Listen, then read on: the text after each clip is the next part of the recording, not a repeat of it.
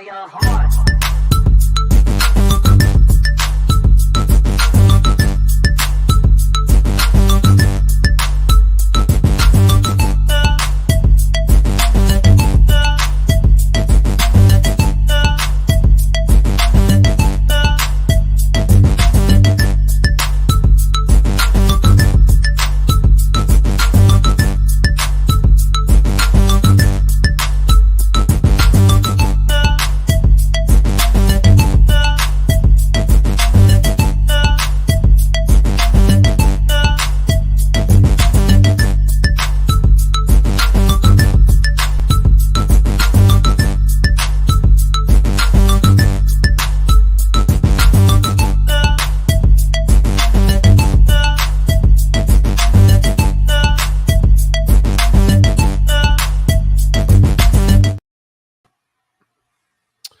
All right, hello. Welcome to another live edition of the BCSN SportsWrap. Brian Fulford, AD Drew here, ready to put a bow on week number 6,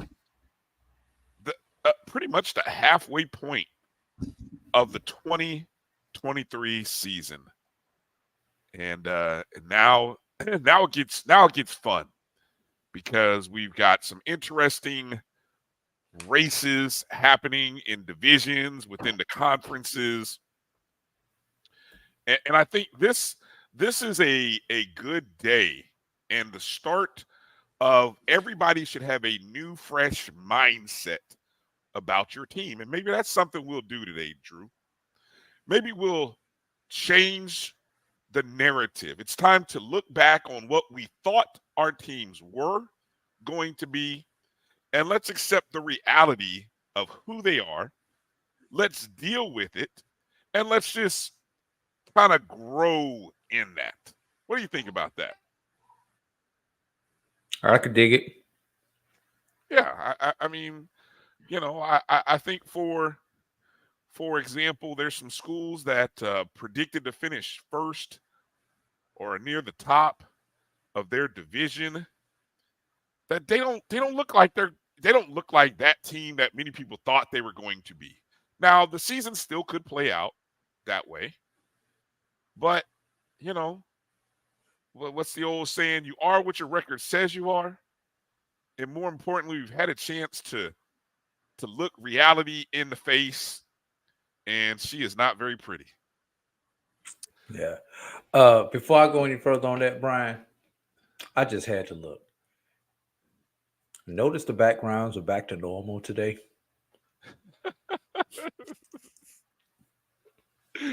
Yeah. And if you watched the ONG Strike Zone watch party last night, you would know what I'm talking about. If you did not watch the ONG Strike Zone's watch party, then you need to go and watch it. Is it still available, Brian? Or was it just a live event? I think it may be available. Yeah. So, I mean, I guess if you people wanted to go donate, you know, to watch it, you could. Go watch it. Yeah. Go watch it. You'll see what I'm talking about. We appreciate those who came in. Something new we're trying out. I know that game was on the U, and that the U is not part of the ESPN Plus package. So, and I, you know, honestly, I don't think I got a chance to promote it as much as I wanted to. But then again, I had to make sure it worked. I was testing it. There were still some things that didn't work. So I appreciate those who came in, really do, for coming in and watching the game with us. And, you know, so, but I'm okay with it staying kind of where it is and not coming out from behind the curtain, so to speak. Yeah. And getting back to some of those teams, FAMU is one of those teams who's turning out to be who we thought they were. But are they? But are they though? Are they record wise? They are record wise, right? But yes. that's not. But that's what I'm talking about. Reality, though. Expectations. Yeah, that's debatable. People have flawed reality. Yes, people have a certain. People had a certain reality of what this season was going to start out like, but then they kind of, now the way the season has played out, this is what I'm saying. The reality is this is who we are, and this is what you should embrace. So I think we can look at it from that perspective. Yeah. A couple other teams just going off the top of my head. The SWAC West is pretty much what we thought it was going to be. It was going to be a cluster, and it is. Everybody has at least one loss in the SWAC West in conference. Two teams have two or more, and it's a fact. Burying the lead on that. It's a little more complicated than that. Yeah, but just on the surface, it's what we thought it was going to be. We thought it was going to be a 4 to 5 team race, and thus far, it's turning out to be what we thought it was. It's down to 14 race. Let's see who else. Now, pleasantly surprising is Benedict. There were questions about quarterback position on Benedict. There was no question about the defense. The question was what Benedict could do on offense. Brian, there was no way anybody thought the Benedict defense would be as good as last year. And we're correct, Brian. Why Benedict not? defense is not they had Ellis coming back. Right, but nobody thought that defense was going to be that good again. And we're right, Brian. The defense is not that good again. That defense is even better this year than it was last year. Right. Johnson C. Smith. Pleasant surprise. Despite the loss on yesterday, pleasant surprise from Johnson C. Smith. How about Allen? Livingstone? How about Livingstone being a pleasant surprise, sitting at 2-2, 1-0 in conference? How about that? How about Allen? Yeah. Who else? How about Florida Memorial, man? Did you see the whooping that they put on Warner yesterday? That's a program that is 70 points to score points. Yeah, 72 points. 70 points. Yes. And in first place. Yeah, Drew, and they're in first place, tied for first place. Tied for first place in the conference. Yeah. Yes. And if you know anything about NAIA football and the Sun Conference, that is one of the premier conferences in NAIA football. So those just ones that's off the top of my head on the good side.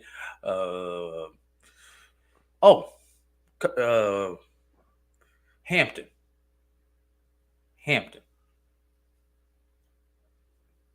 No one expecting Hampton to be 1-1 at this point in time at conference.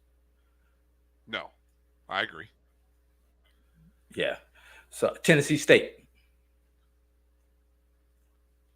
Pleasant surprise. And the reason I think they're a pleasant surprise is because they're living up to the expectation. The preseason, the computers, the numbers, the analytics love Tennessee State. And Tennessee State is actually proving to be what the numbers thought they could be and would be. Yes.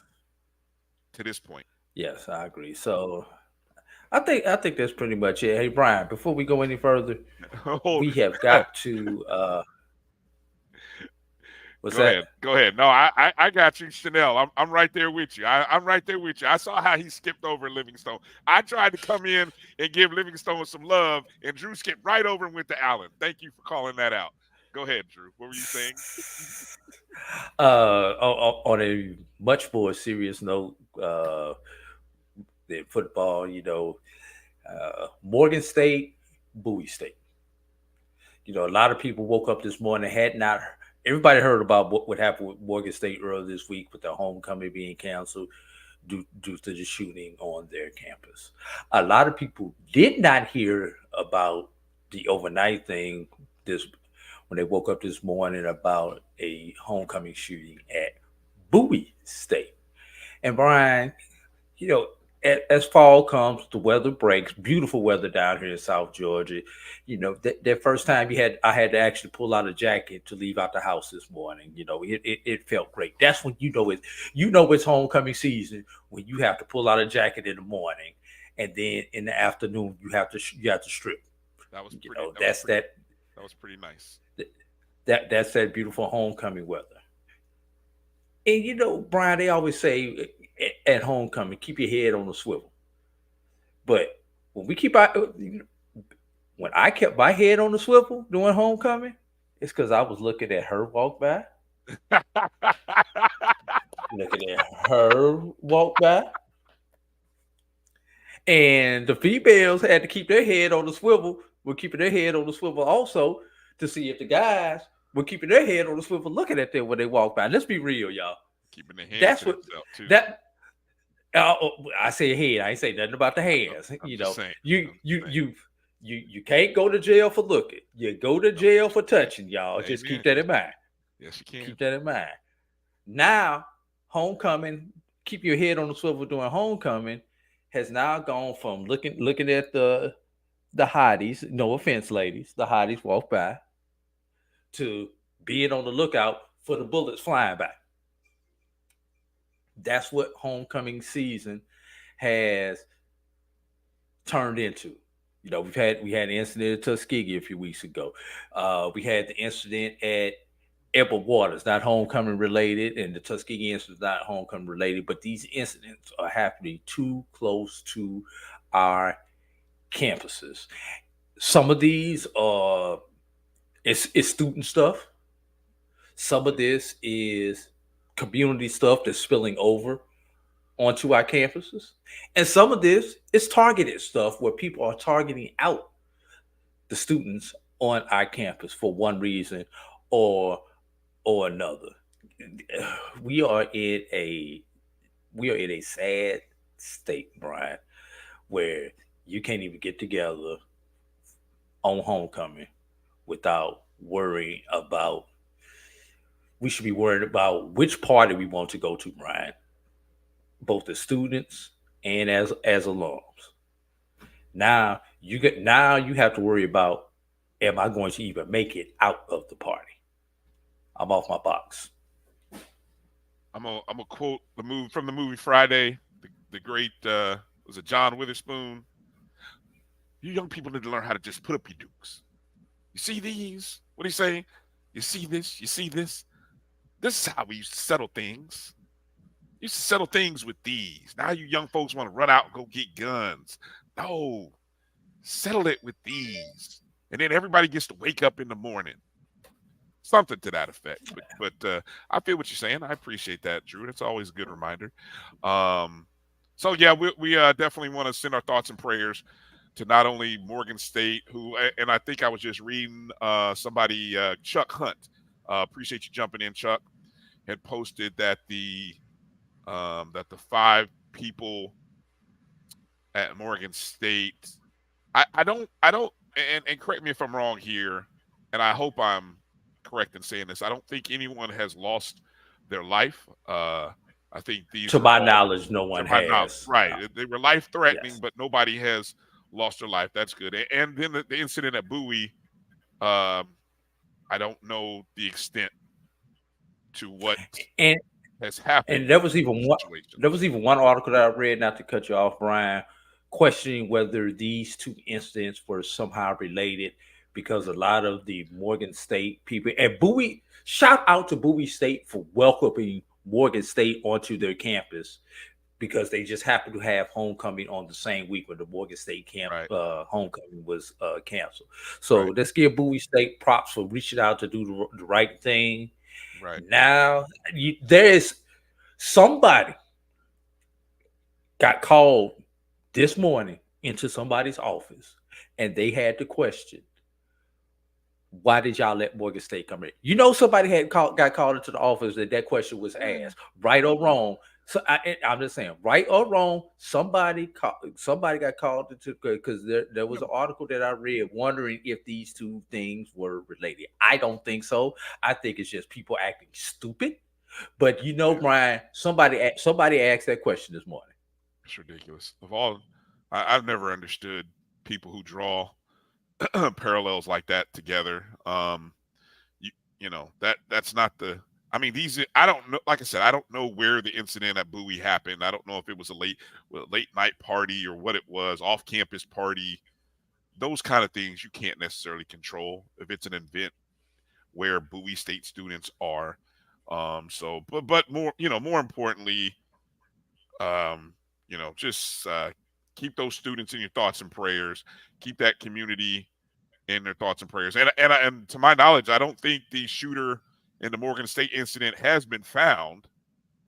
So that's another thing which is sort of concerning. So hopefully more details will come out. Let's kind of run through and give a quick roll call to some folks who jumped in.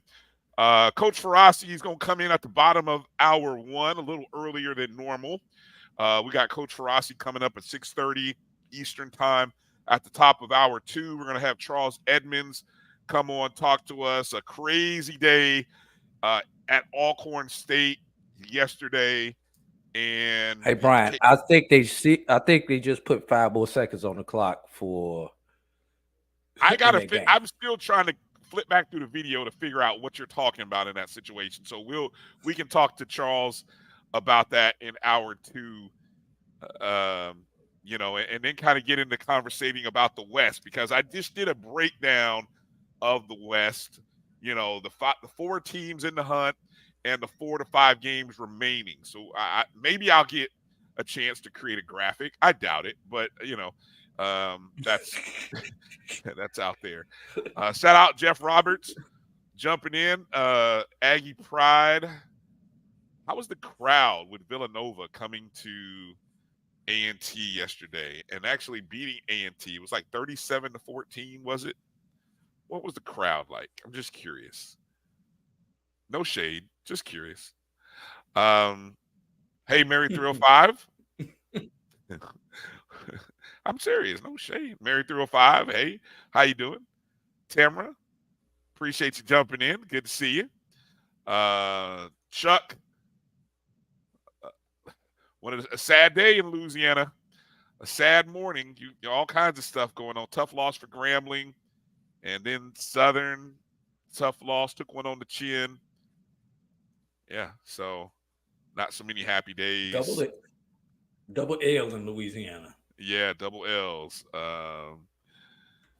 What is it? Adrian, good to see you come in. Jackson State hasn't lost to a West team. Yeah, hey, I wonder, is Jackson State, look, Jackson State is their schedule set up where they could potentially find a bid to the playoffs? What is their last game of their regular season? I mean, do they have an opportunity? Alcorn. Is that the first game of playoffs though? No. Okay. That's the week before Thanksgiving. Okay, so there's a slim outside shot though, right? But they've got 2 losses though, so that'll be interesting. Yeah. No, because that's the same thing that happened to FAM. FAM had 2 losses, didn't they? When they went to the playoffs a couple years ago, they had 2 losses. So, okay. One's against the FBS, one against the FCS. Right. Okay. Yeah. So, and who was that who said Jackson State has a loss to a West opponent? That was Adrian who said that. Guess what, Adrian? Neither has FAMU. Ooh. Since entering the SWAC. Matter of fact, Brian. Go ahead. Say what you're going to say. Matter of fact. You brought it up this morning on Doc's show. Yeah. Great stat. I'm going to use that on again. So go ahead and say it now. Yeah. Matter of fact, Florida A&M University has not lost a game on the road since entering the SWAC. Oh, hold up, Brian. We're going to take that one step forward further. Florida A&M has not lost a game at home since entering the SWAC. Preach. Florida A&M's only 2 losses in the SWAC were neutral site games to Jackson State. Yep. Y'all take that. D I love. All we do is win. Big time matchup coming up this Saturday, Drew. Shots fired. Doc has come in. Dr. Zachary A. Faison has come in, Drew. He's looking for you. He's looking for you, Drew. Because Edward Waters, hot 3 games in a row, coming to Tuskegee, ready to spoil homecoming. Woo! I'm looking forward to that. We're gonna pick that. That's one of our 5. That's one of our pick 5 games at the end of the show. Doc, that's also a homecoming for you, but brother. We were there on campus Tuskegee at the guy. same time when you worked at Tuskegee as what was he vice president of He'll jump in there. over there in Kresge. So obviously we know what your allegiance is, Dr. Faison. So but it's gonna be I'm good looking seeing you forward to ride that. around town.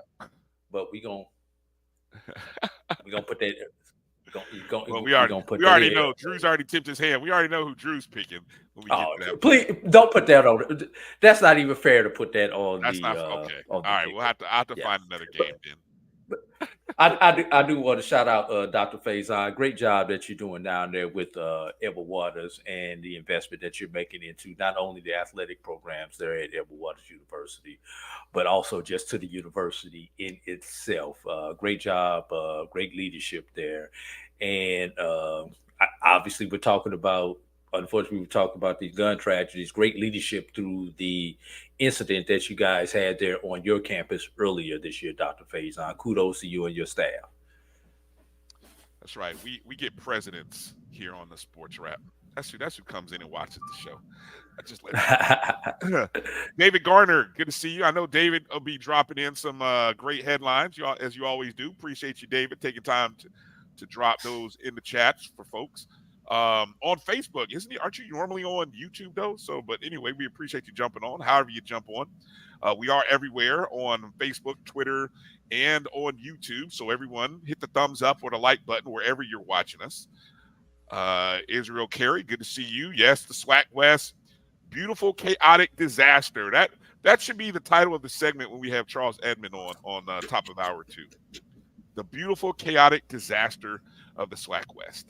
But look, but is it a disaster, Brian, or is it parody? It's not. And here's why I had to get my votes in, right? And I had to go AAU style format here with Grambling.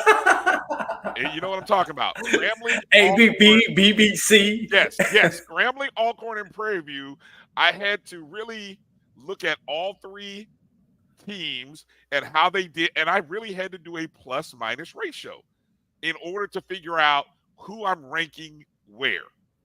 I'll talk about that here later on when we get to with Charles. Adrian asks, explain the Southern bye week and to the loss to y'all with 0 West L. I don't really mean explain what. Explain Southern bye week and the loss to y'all with 0 West L's. I don't know. It's gonna be one of those nights, isn't it? Is that what you're saying? All right, let me move on. Let me move on. Eric Sanders. Hey, quietly, thank you, Eric. I saw you post this when Drew was talking about shout out to Coach Quinn Gray. Albany State is 4-0 in the conference. Don't be too loud about that, folks. Coach, all Quinn Gray is doing is winning over there. Shout out to Coach Quinn Gray. And Albany State probably has the toughest schedule remaining of all those A&O teams left in the SIAC. Yeah, I agree. Just quickly going down it. There is no team on their schedule right now who is under 500. All right, hold on. No, hold on. Let's hold that for a second. I don't want to get too deep in the woods because I want to get through more of these shout outs because we got a break coming up soon and then we got Coach Farasi. So, but hold on to that because we're gonna come back to that. We're gonna come back to that here. Let's see who else we got here. Dr. Faison's in there hyping up his quarterback. Yes, Jaron Russell is that dude. I can't wait to talk about that matchup. Edward Waters, I was really impressed after what I've seen from them when I did that Savannah State game. Really, really impressed. Somber note here, Eric Sanders dropping this little nugget here. The great Hamp Smith passed former Albany State Golden Rams coach for years. Yes. All right. What era? What years? A tribute. I don't remember what era that was. There was supposed to be a tribute at this past Saturday's game, but there was some technical difficulties with their tribute, so they're gonna do it at a future game. All right. Okay. Jeremiah Clark, good to see you jump in. Edward jumping in. Kelvin Rozier jumping in. Okay, so Jeff jumped in. The attendance 8,009. That's not bad. That's good. It's about 50%, 40 to 50% capacity, I think, or maybe a little less, 40%, I guess. Okay, Lawrence brings up this great point. The FCS playoffs made changes today. Is the AFCA and stats poll will be used as a tool? Drew, we got to look this up here. I thought I did see something about changes to the FCS playoffs. There's a lot of NCAA news that dropped over the last 4 or 5 days. Everything from the scholarships to the portal to the playoffs. It was like the NCAA had a meeting the other day and just said, all right, let's get all this stuff out here before. And good job by the NCAA to move the goalposts during the middle of the game.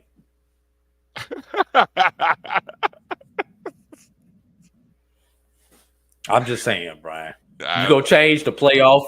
You're gonna change the playoff metrics halfway during the season. Yeah. Typical NCAA. Yeah, so we gotta look into that. We gotta pull some info down on that. Just taking a look here, undefeated teams. We still have 2. They are Benedict and Virginia State. Both of them sitting at 5-0, I believe. No, 6-0. Benedict is 6-0. Virginia State is 5-0. I think is that correct? Hold on, I got the CIAA pulled up here. I should know that. Yeah, both are 6-0. 6-0. Okay. Yeah, both are 6-0 with 4 weeks remaining in their regular season because the 11th week is used for the championship games. Still winless, St. Aug. Clark University, who fired Coach Slater. We didn't get a chance to talk about this because this happened after our show last week. So Clark moved on from Coach Willie Slater. Morehouse is still winless after Tuskegee woke up in the third quarter and took care of them. The end of the third quarter. Was it the end of the third quarter? I'm sitting here looking at the box score. It was towards the latter half of the third quarter when they finally. They scored 3 touchdowns. They scored it at the 13:31. I'm sorry. You're right. 26. Wrong game. 22. Wrong game. Okay. Wrong game. I'm thinking about a different game. All right. That was the Miles game. When, Miles woke up at the end of the third quarter. Yeah, that changed on a dime, didn't it? We'll talk about that here in a moment. And then turnovers are a beast. What's that? Turnovers are a beast. That's what that game was about. Turnovers, both teams. Yeah. And Lincoln, Missouri. Obviously, we do know Clark and Morehouse. One of those teams will get a win unless they.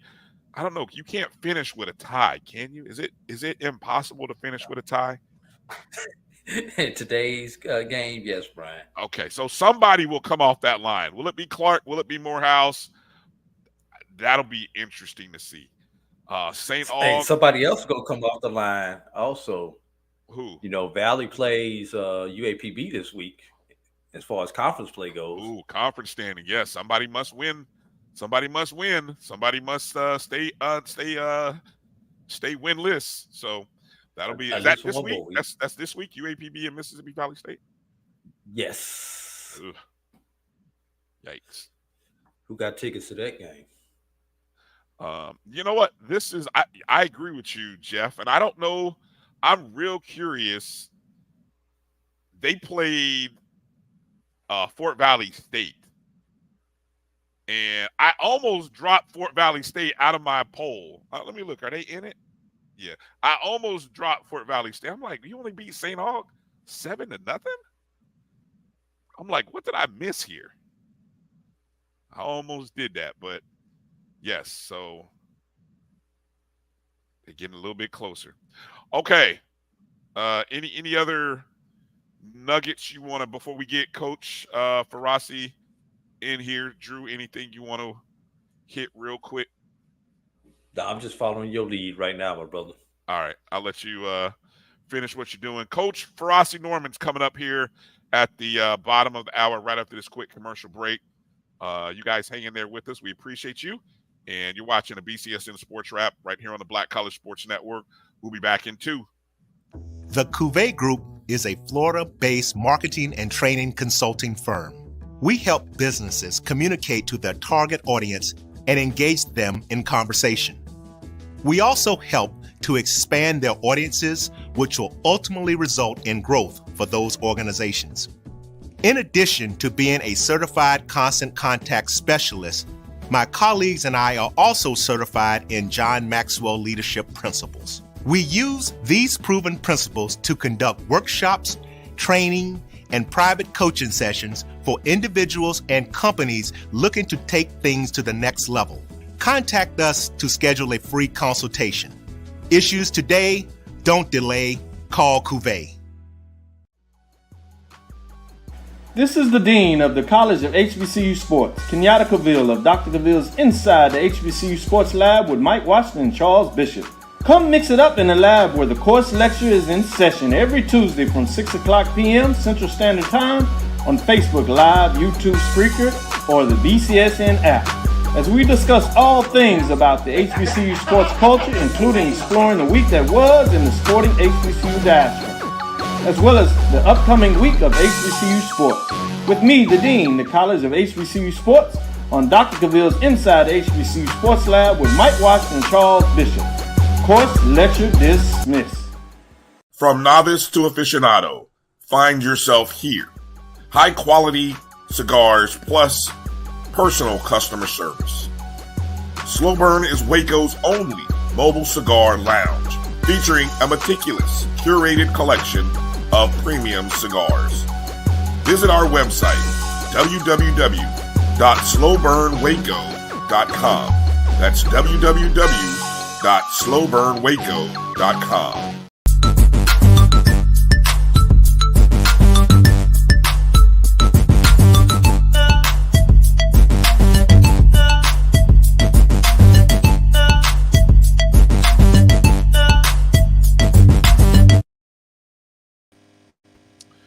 All right, welcome back to the BCSN Sports Wrap. Brian AD here, and joining us is our coach, Coach Farasi Norman. Coach, how you doing? Coach can't hear us. I don't think he can hear us. Let's see. Coach, not hearing you? Got a buzzing going on. Yeah, there's a buzzing going on. Yep, something's going on Coach end, so we're going to have Coach dial back in here in a moment while we wait on Coach to join us. Top game of the weekend was the Benedict Miles game. Well, okay, so let's see. Coach is back, so maybe we got him here. Let's try it. Hello. Can you hear me? We can't hear you, That's Coach. much better. What's up, fellas? How y'all doing? I'm doing well, Coach. How about you? How was the weekend? Hey, man, I'm 1 weekend of 51, and I'm feeling good. We did a 10-mile walk today. Didn't stop. I was blessed with that one because normally I have to stop 2 or 3 times. I didn't stop today. Had me a gallon of water. Feeling fresh. Loving 51. I love the. You did 9 miles more than I did today, Coach.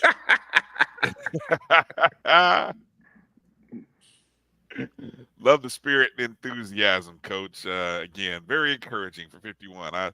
For this 40-something-year-old guy, I'm gonna try to take a page out of your book and try to enjoy. I like how you said 40-something. You want to put it out there, said 40-something, but I'm quickly. I'll be honest. I'm on the last months of my 40s. I'm on the last months. You know, right.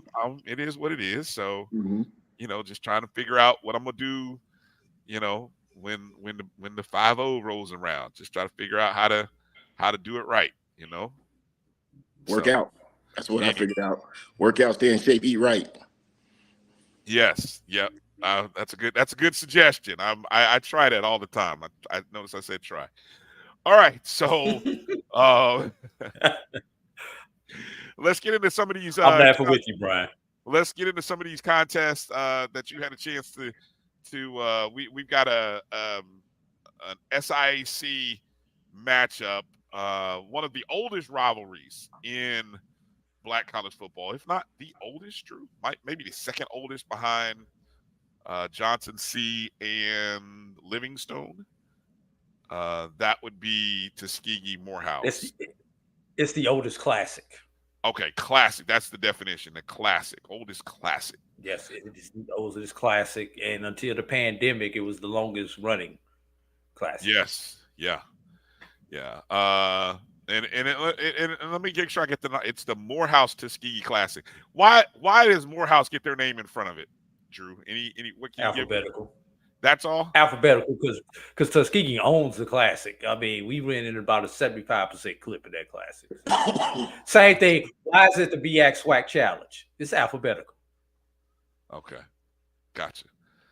Besides the fact that BX owns the challenge, but all right, Coach. So you've seen Tuskegee before. Not really sure you've seen Morehouse. Tuskegee coming off of the major disappointment against Alabama A&M, where, other than having a 3-0 lead, not really doing much after that, and getting wiped off the field. They were a little more impressive this week against Morehouse, but it was a slow start. I mean, the score was 3-3 at halftime. Yeah, 6-6 at halftime. It was 6-6 at halftime. My fault. 6-6 halftime. So start with the first half. What was some things that you saw from the first half? A field goal game for both teams. Both teams got good field goal kickers. I can say that, because like I said, I thought it was 3-3, but it's 6-6. Morehouse offensive line. They got some big boys. Now, they got a couple short stubbies. I looked at their roster. They had two kids that were like 5'10", 320, probably a center, because usually the center smalls down the line. But other than that, man, they got some 6'2", 6'3", 285, 315 type guys. So they didn't have small linemen. Morehouse has a freshman quarterback. Don't know his name. Actually, they got two of them, but the kid that got most of the playing time, by the time he's a junior, he'll be one of the better quarterbacks in HBCU. I mean, if they just keep working with him, he's got all the right tools. He can throw the deep ball. He can run. He made some mistakes late in the first half. He threw an interception. And then late in the game, I forgot, late third, fourth quarter, he threw another one. So he threw 2 picks.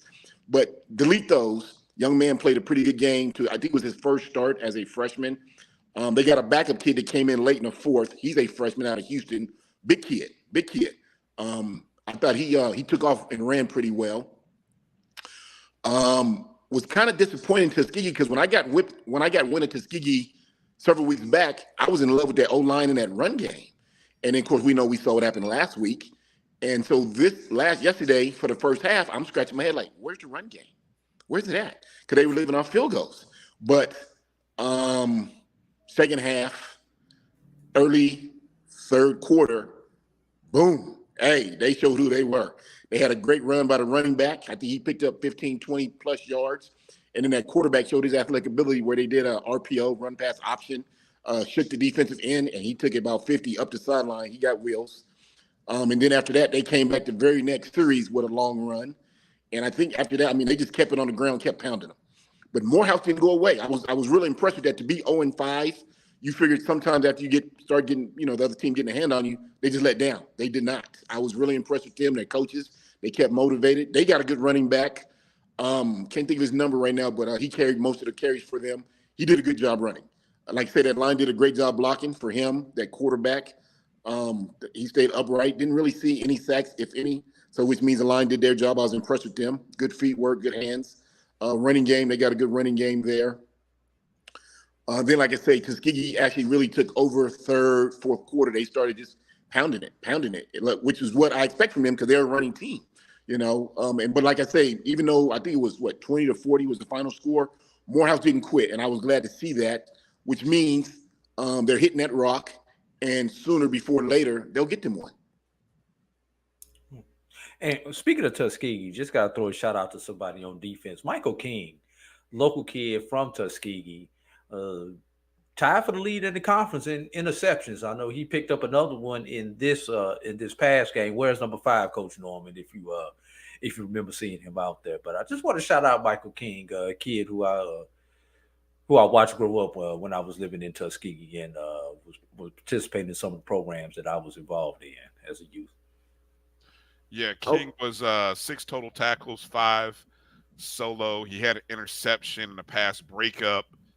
Also on Tuskegee defense, Christian Ramsey had 9 tackles, 8 solos, had 2 interceptions. Vincent Hill had 10 tackles, 8 solos, and a breakup for Tuskegee. George Morris is the young man, the running back for Tuskegee. 20 carries, 188 net yards. Yeah, he was running. And 2 touchdowns, averaged 9.4. And then Chris Robertson, quarterback / runner. Yeah. He was 3 for 3 passing, only 98 yards and a touchdown. Mm-hmm. But you also had Chris with 8 carries, 35 net yards, and 2 rushing touchdowns. And, with that score being tied the way it was, Robertson really is Robertson, not Robert, Robertson. He had a 43-yard run in the third quarter, 3-play, 71-yard drive with 13:31. Then he came back on a 6-play or after a turnover, I believe, by Morehouse. 3 plays from 6 yards. Tuskegee scored again with 10:26 to play. Mm-hmm. And then he hit Corey Petty on a 71-yard pass. So, Morehouse scored 21 points on 3 drives, 3 plays. 3, you know what I'm saying? Threes. So, yeah. And by that time, they were up 26-6. And that was all. Morehouse did manage to score. But at that point, you got to think that game was pretty much sealed at that point. But they kept fighting. Even like you say, when it was 26-6, they didn't put their heads down. They kept going at it. They kept running the ball well. Big ups to the big fellas up front. It's in their first year. And I like what the commentator kept saying, that the coach is in there trying to change the culture. I don't really know much about Morehouse football. I know at one time they were a powerhouse. So they must have fell off because he kept saying the coach is trying to change the culture. And when I hear change the culture, it means going from losing to winning. And like I say, I was impressed with them. Even though they did get the L, they just kept fighting. And so I had to take my hat off and give them a 2 clap like, hey, fellas, good job. And once again, just keep practicing hard. Before the end of the season, which is about, 5 more weeks from now, they'll get one. Yeah. Can I ask you something, Coach? Can I ask a follow-up? Sure. Quickly on that.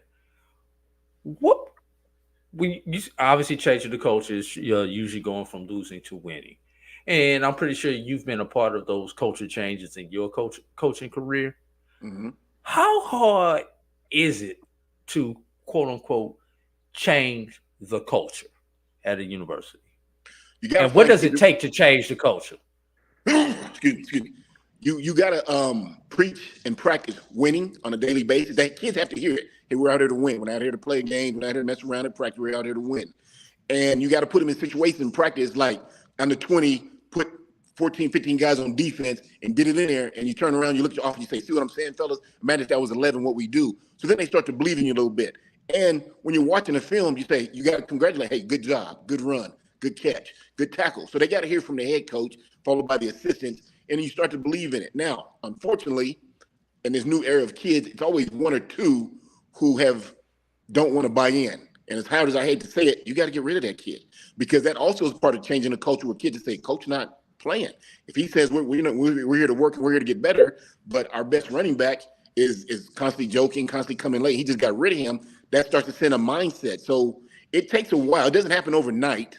It can happen within a season between August and the end of the season. It can happen, but everyone has to start buying in. You got to get rid of the ones who don't, and you got to preach, practice, and play on a winning attitude. Even if you go 0-10 at the end of that season, those kids have to say, wow, we got better. Because let's say first game, you got beat 70-0. But last game, you got beat 7-6. How much better did we get? Offense, defense, special teams. That's when you take your head and you say, okay. For example, when I bring my kids in, everyone's out of shape. They're breathing hard. And I put them to a 2-mile run. And I sit there and I got my glasses on in my hat and I'm just smiling. And they're breathing hard. And I say, shh. 2 weeks from now, I want to hear you breathing. So we're running every day like an Olympic track team. 2 weeks from now, I'm staring, I'm smiling, and I say, shh, you hear now? And everybody looks and they're smiling. They're like, Coach, we're not breathing hard. I said, yeah, we got in shape. We're much better. We're ready to play. And that's how you actually really change the culture. It starts with the head coach, drumming it into the players. They have to buy in. Those that don't, you have to get rid of them. You can't say, okay, I'm going to give you a chance, because they can spread like cancer and that hurts. So you got to get rid of that young man. As much as I hate to get rid of a young man, you have to. And they will start to fall in line. And before you know it, everyone's on board, and you start to pile up some W's. Gerard Wiltshire, for those who may not be familiar, is the first-year head coach at Maroon. He takes over. Rich Freeman had been at Morehouse, I believe, for like 16, 17 years, almost 2 decades. Yeah, he was there a while. At Morehouse. And so, I mean, definitely a culture change. I mean, you know, we think about how the culture has changed over just the past 15 years. So I'm sure the kind of guys and the attitudes of players when he first got in, the first 10 years, much different than the last half of it, you know, no doubt. Let me see real quick here, just to let people know, Morehouse, I mean, you know, jokingly, I said what I said about them having to eventually play Clark, but they have Miles coming up. Ow. Senior day. Then they travel to Fort Valley State. Homecoming is against Kentucky State, and then they finish with Clark. So those those 3 of the last 4 games are in Atlanta. I mean, look, it's not inconceivable that Morehouse could get 2 wins there at the end of the year. They keep hitting that rock, they're going to crack it. They keep hitting that rock, they're going to crack it. Okay. Let's jump over to a pair of games in the SWAC. Let's start with the one that you only really got. You only needed to watch a half of it, because after a half, there really wasn't any reason to pay attention to Jackson State, Alabama. Hey, at the end of the half, hold on a second, fellas. The weather's starting to change out here, and I feel you. I'm going through the same thing right now. I'm been in Hawaii for 5 years now. You're coming back over. You guys learn to put sweats on and clothes on instead of t-shirt and shorts and flip flops, everything like that. But anyway, yeah, that Jackson State. Who Jackson State played? Alabama A&M, right? Yep. And I was disappointed in Alabama A&M. Honestly, I really was, because I know that they played Tuskegee the week before, even though it was a D2. Remember, I said their energy and their enthusiasm I was very impressed with, and I thought it would transfer over. I didn't see that at all. I think they played a real team. They played a real team. Go look at who they played the last 3 weeks. I've been waiting on somebody to come out and say it. No one wants to say it. Wow. I'm saying, look at who they played the last 3 weeks. Cupcakes and powder puffs. And yeah, okay, so now, no, sorry, all respect, Tuskegee. Sorry. Oh, wow. Brian, you want to roll? I'm just saying. People were buying into Alabama. They ran into a buzzsaw. They ran into somebody that really has. Anyway, go ahead. I said that for somebody. I think that quarterback from Alabama, the starting quarterback, I think he was a transfer from Jackson State. Yes. And I thought that he would have something to prove, because usually when you transfer from a team, you want to show like, hey, you guys made a mistake on me. You know, I was the better of the 3 or whatever like that. But he didn't play very well, man. And I was I was disappointed in the young brother. Really, I was. And they brought in Langford. Honestly, I'm going to say it now. I don't know the head coach. Hold on a second. I don't know the head coach of Alabama A&M, but I think he needs to stay with Langford. I mean, I think that when he comes in, the whole offense just gets better, because he came in real quickly. They had a nice little run from the running back for about 10, 12, and then he's a big kid, and he broke it like up to, it was like on the left side through the guard and tackle. He had a nice little run, everything like that. That was right before halftime. But I just think they play better when he's in there. So if I'm Connell Maynard, I hope I said his name right, I stick with him, because the other kid, he was very, very disappointing. I was like, wow, man. And then, like I say, real team or not, however you want to put it, Brian, Jackson State just put it to him. That O-line went to work. We all know they got big boys. They're physical. We saw that. They ran down their throat. That quarterback, he had time to text and drink tea. You know, that's plenty of time there. That running game was good. That defense just snarled them. You know, even with Langford in the game, I mean, it was Jackson State's day. You know, and Alabama A&M I was, like I say, at halftime, I was like, do I even want to watch another half of this? Now, I don't know the final score. It was like, what, 45-30 or something like that? They scored in the second half. Most of the scoring in the first half. Yeah. But I would say this to T.C. Taylor. As a young coach, brother, you got to learn to put people away. Because when you're up 35-7 at half, you should have come back in the second half, put 2 on them, and they're done. They would have folded. But I guess you gave them life, and they was able to score, you know, some more points on you, and it's 45-30. So when I finally seen the score, I scratched my head a little bit like, whoa, okay.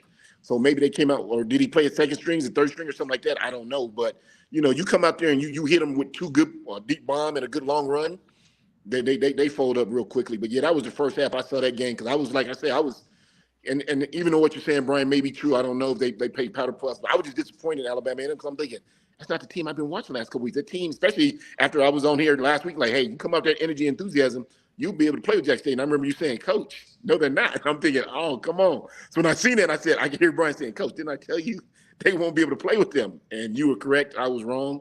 One of the few times I am. It don't happen much often, but I was. But I was just happy that Jackson State, you know, got to win, that Alabama A&M was able to put some kind of points on the board. But, I mean, that first half, like you said, that first half said it all. I mean, it was like, we're much better than you. Pretty simple. We're much better than you. Yeah. Jackson State jumped out 21-0 in the first quarter. 21-0, yes, sir. Before Xavier Langford scored on a 1-yard touchdown at the end of an 8-play, 58-yard drive. Then Jackson State went off and ran 2 more touchdown drives. I mean, and they weren't even long distance. It was like 4 plays, 58 yards, 5 plays, 45 yards. So that means you're getting good field position. I mean, both time of possession, 58 seconds, time of possession, 1 minute on those scoring drives. You know, I don't think they were I don't know, neutral site, everything kind of worked out. Yeah, but the Maynard hadn't been barking ever since that bark where he got bit. He hadn't been bit. He hadn't been barking. He got his tail cut off. That's what it was. Oh yeah, hey, I heard that hurts. I heard that hurts.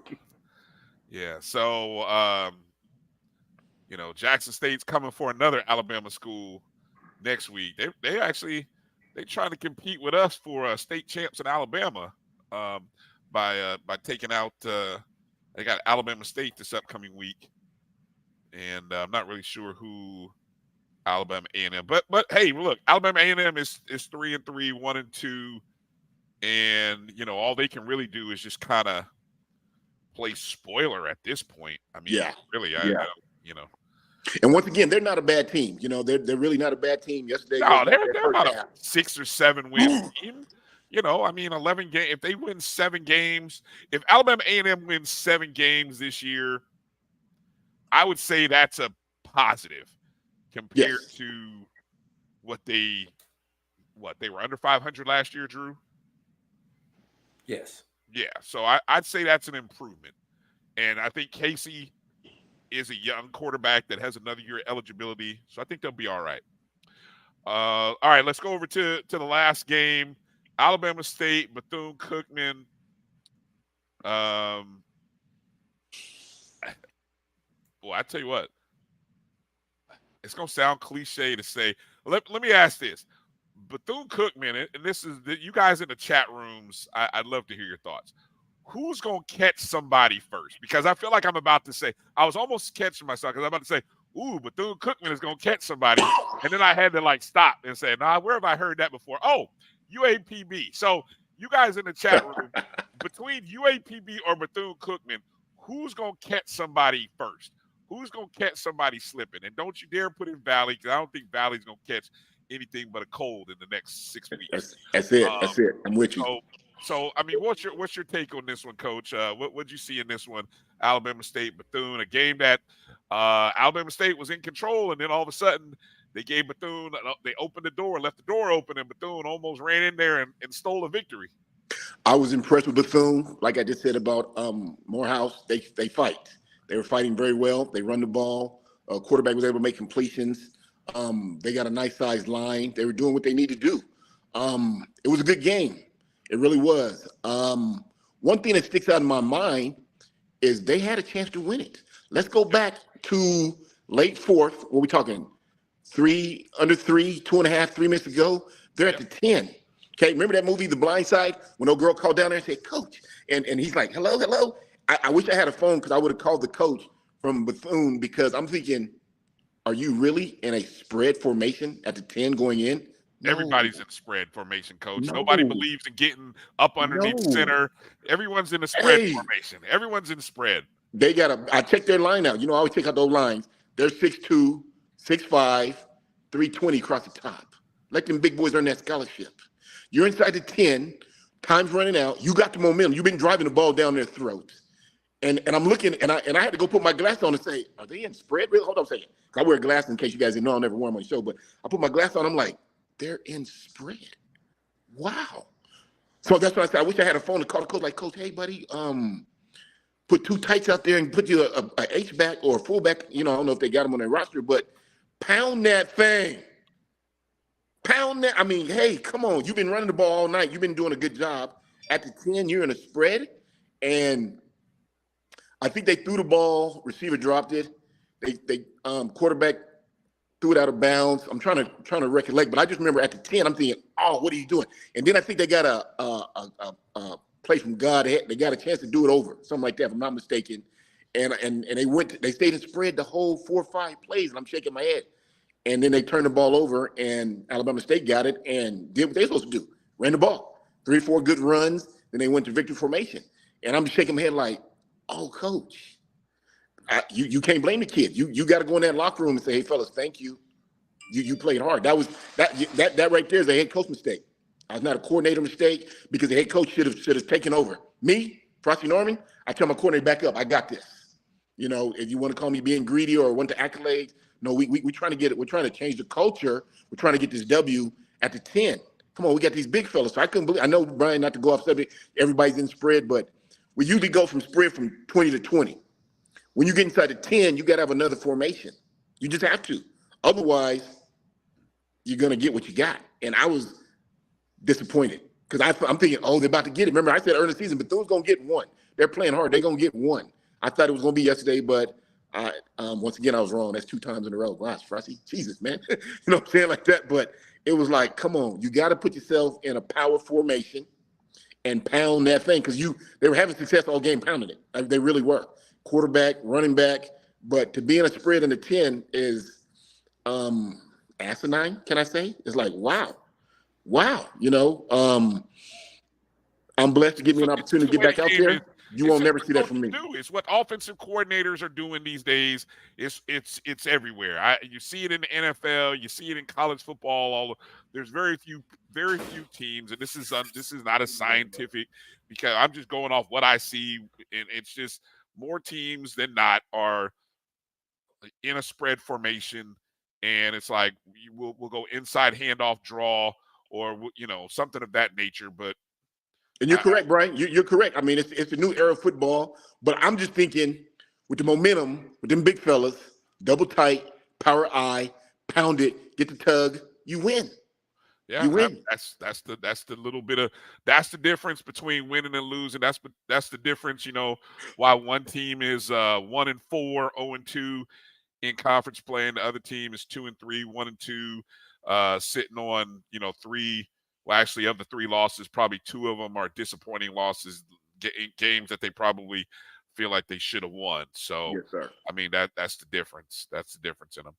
All right, Coach, what do you got on what's on the agenda for this upcoming week? What do you think you might be taking? I'm gonna go check out HBCU Go. I don't know who they got. Texas Southern and Bethune. Okay, I'm gonna check that one out. Why do that to yourself, Coach? Don't do that to yourself. don't do that to yourself. Texas Southern, Bethune, and then I was just looking at right before I logged on with you guys. Excuse me. I was looking at ESPN Plus, and they had two that came on at the same time. So I'll determine which one I really want to see, and I'll text both of you guys by like Wednesday. Be my itinerary. I'm gonna give you one that you definitely got to watch. Talk to me. That's Edward Waters at Tuskegee, right here on the Black College Sports Network, Saturday afternoon.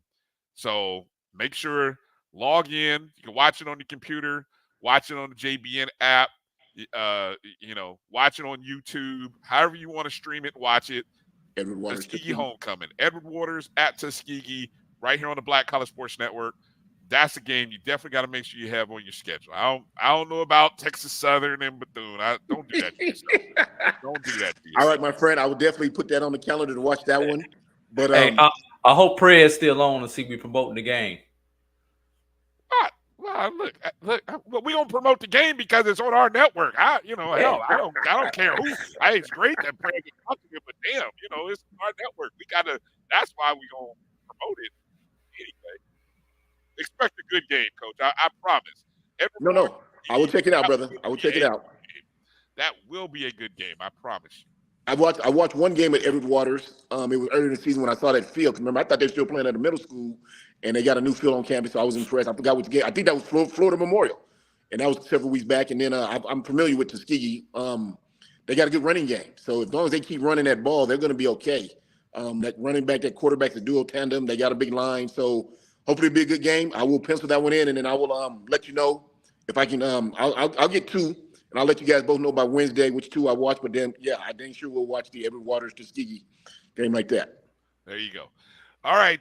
Make sure to find Coach Farasi on Twitter, or X as it's now known, at Coach Farasi, Farasi is where you can find him. Make sure to hit him up, following him during the week.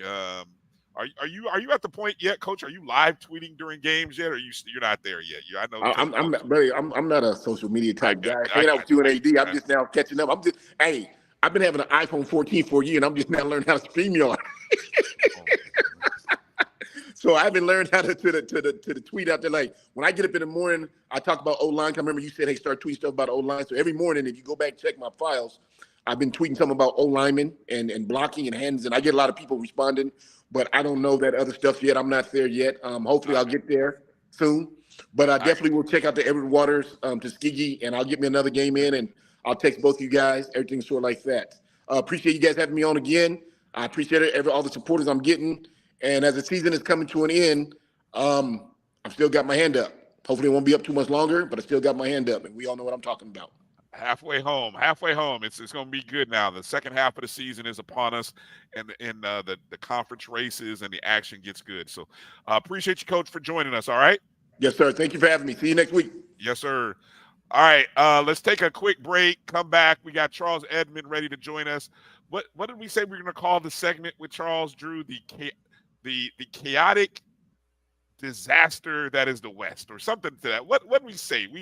Did I star it in the group? I don't even think I did it justice. I screwed it up. But anyway, we'll find it. The West, the mess in the West. That's what we're going to talk about here coming up on the other side with Charles Edmond, Alcorn State Sports Radio, coming up on the other side in 2 minutes. Hang in there.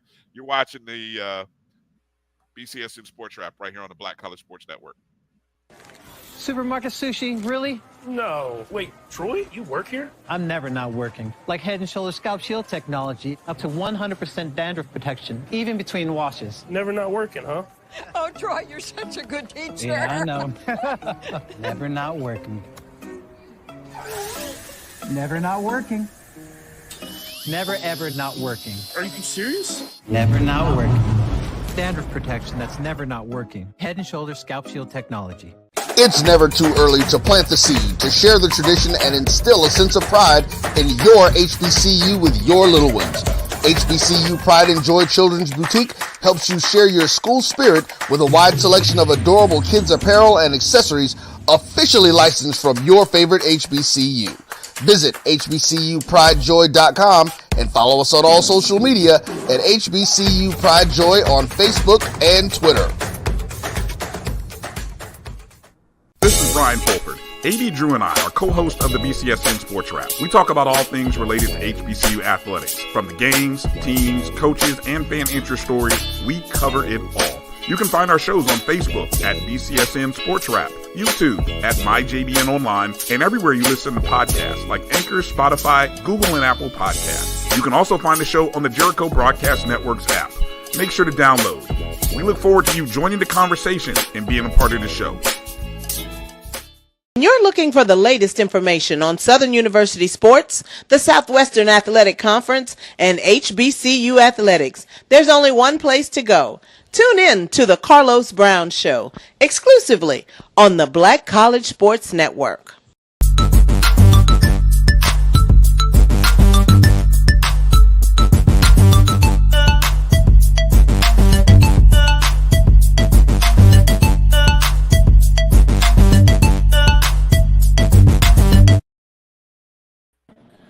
All right. Brian and AD here is joining us. It's the voice of Alcorn State Sports Radio, Mr. Charles Edmond. Fresh off of a homecoming was this past weekend. Is that right, Charles? Yes, sir. Yeah. All right. Well, congratulations on the homecoming win. But I'm not happy, Brian Fulford and AD. I'm a very unhappy camper right now. Who is? Explain. Who is? Is there anyone other than Joshua Sims that's happy about their teams? Nobody is happy. I listen to all the commentators of all the different shows, and nobody is happy. Well, I'm unhappy because I just finished watching that debacle in LA, the Rams in Philadelphia. That's why I'm not happy right now, Brian Fulford. Let's move on. Well, seeing as how you look, I appreciate you not harassing me after you stole a win in Indianapolis. I that was so kind of you. I was a little worried that I didn't hear from you, but I appreciate you not, rubbing salt in the wound on that one. No, I mean, I'm not that kind of dude because we're not all that great either. I mean, after going all in and winning the Super Bowl, what have the Rams done the last couple of years? Absolutely nothing. Stafford is hurt.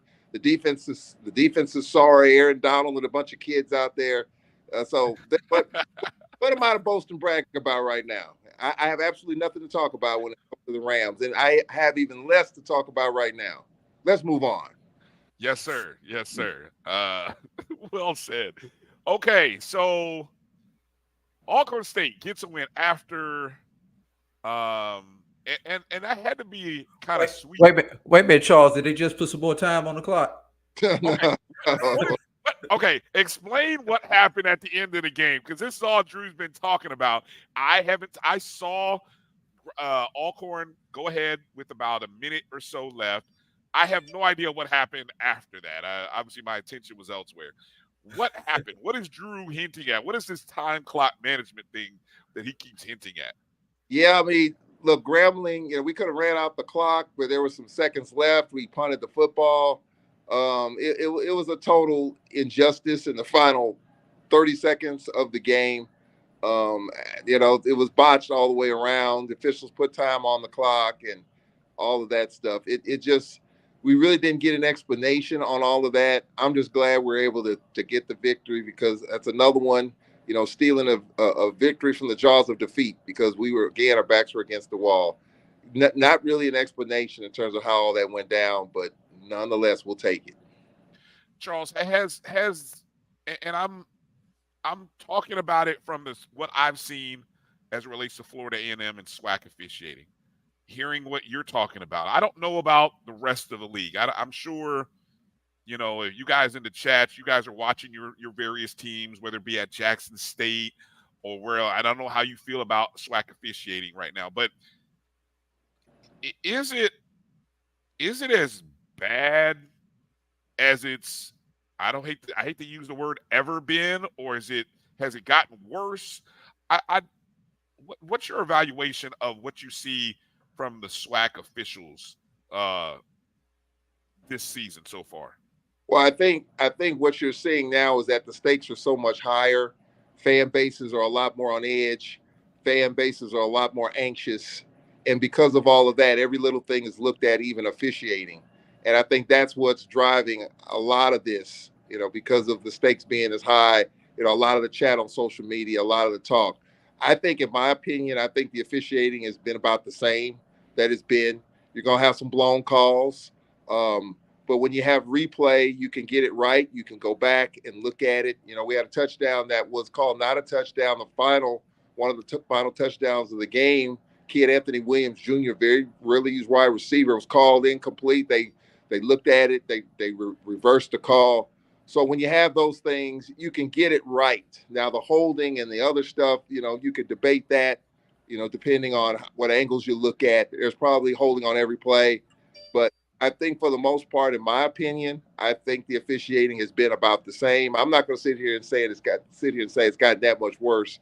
I think it's the same, but I think the anxiety and the stakes are so much higher. Everybody's looking at a lot more now than they were 10 years ago.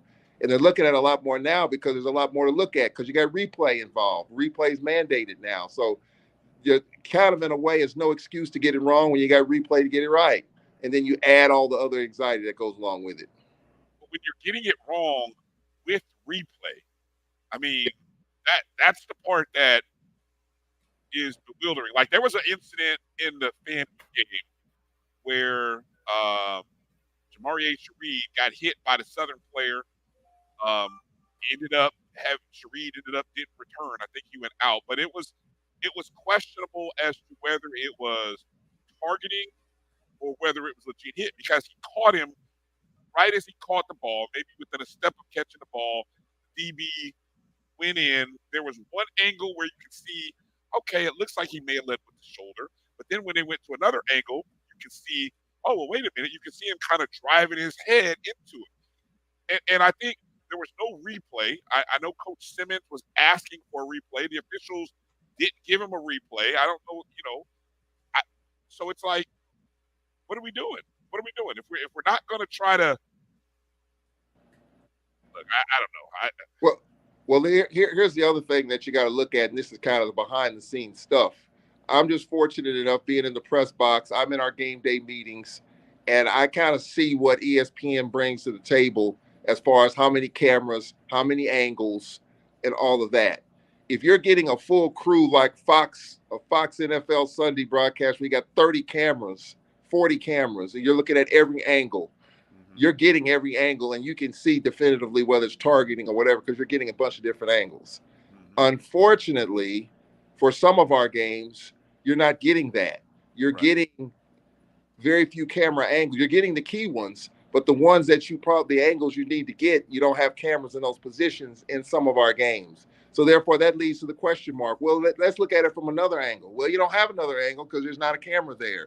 So I think that's just some of the things that the frustrations when you're looking at these things. You have instant replay, and look, the networks are going to bring what they're going to bring. They're not going to bring 40 cameras to a FAMU Southern game. They're going to bring maybe half that. So there's some angles that you're not going to get that you probably could get otherwise that could maybe be a little more definitive. So those are just, it's frustrating at times, and you hope that it doesn't come down to a bang situation or like what you talked about. But I think some of that behind the scenes, if you got the full complement of your camera angles that you normally would have, I think some of those questions would be answered. But unfortunately, we don't have that in some of our games. In the big games, yes. Like Jackson FAMU, yes. Celebration Bowl, yes. MEAC SWAC Challenge, yes. But once you get in the regular season, you don't have as many cameras and therefore not as many angles to kind of see what you need to see. One more question here, Drew, and then if you want to jump in here with Charles, go ahead. I know preseason, everyone, all eyes about Alcorn. It was about Jarvian Howard. We saw and know what he did last year. But really, the story over the last few weeks has been about Aaron Allen and what he has done for this team. Talk a little bit about the transition from him being the focal point of this team and how that sort of changed the mindset of, I think people, if they were off the Alcorn State bandwagon maybe 2-3 weeks ago, I think people are starting to look for the bus again, and they're starting to find their way back on it. Well, the Braves have kind of transformed themselves offensively over the last few weeks. You know, for years, the Braves have been run first, run second, whatever happens on third. But now, all of a sudden, Aaron Allen, who's a true pocket passer, not really a running quarterback when he was recruited from Louisiana Tech, He was a true pocket passer. Wasn't the dual threat that we've had in the past with the Lenore's Footmans and the Noah Johnsons and the Felix Harpers and the John Gibbs. Those were true dual threat guys. Aaron Allen wasn't. So last year was kind of a tough year for him. Hurt his shoulder in the Grambling game, was out for the rest of the last season. And look, I talked to Aaron Allen a couple of weeks ago, and I'm like, dude, I was just wondering whether you get back. And he said on social media, don't worry, I'm coming back. I'll be fine.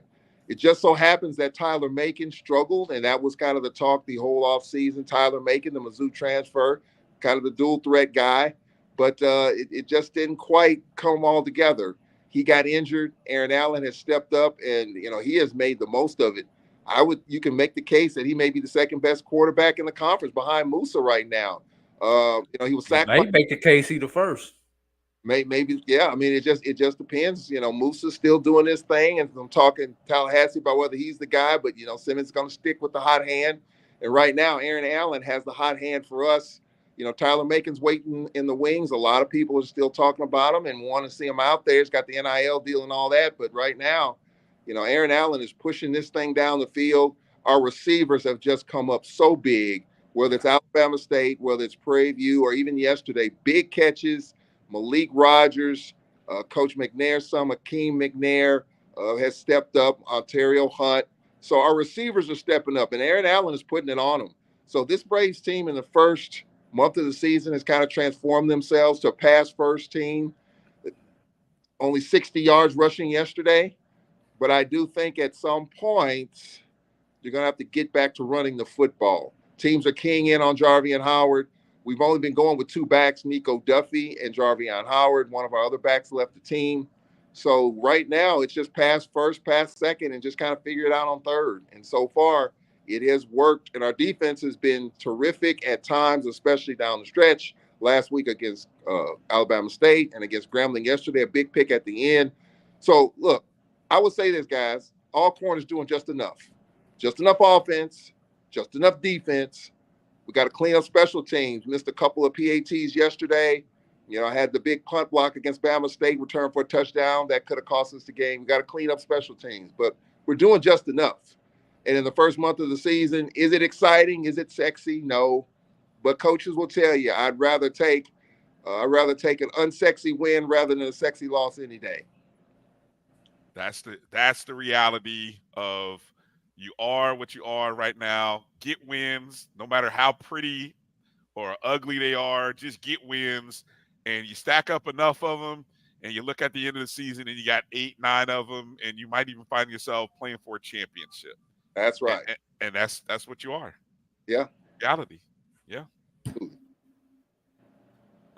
Any you want to go anywhere with this, Drew? I want to get back to the quarterback thing. And I mentioned this on Dr. Cavill's Inside the HBCU Sports Lab this morning. Charles, Mississippi is known for its vast farmland. I just want to know what the heck y'all grow down there where for the last decade plus, the guy who comes into the season as the backup quarterback winds up becoming not only the starter for Alcorn, but always winds up in the player of the year race, and a couple of times has actually won player of the year. What is it about, and this is multiple coaches, many different teams. What is it about Alcorn and just are y'all that doggone lucky or what? Tell us, what's the secret? What's happening in the crowd? It's called football. I think that's the best way to put it. I mean, if you go back to 14, John Gibbs, a 4-year starter, he gets hurt. Lenore's Footman comes in, he gets hurt. Noah Johnson takes over for him. He was a backup, he gets hurt. Then Felix Harper steps in, and the rest is kind of history from there. But it's called football. It happens, and you're really just one play away. Fred McNair talks about this. He looks at the backup quarterback more so than he looks at the starter, because if you don't have a good backup, you're not going anywhere. And I was kind of concerned about Aaron Allen. I mean, I think we kind of knew that Tyler Macon was going to probably start against USM, and he was going to be the guy that everybody's talked about.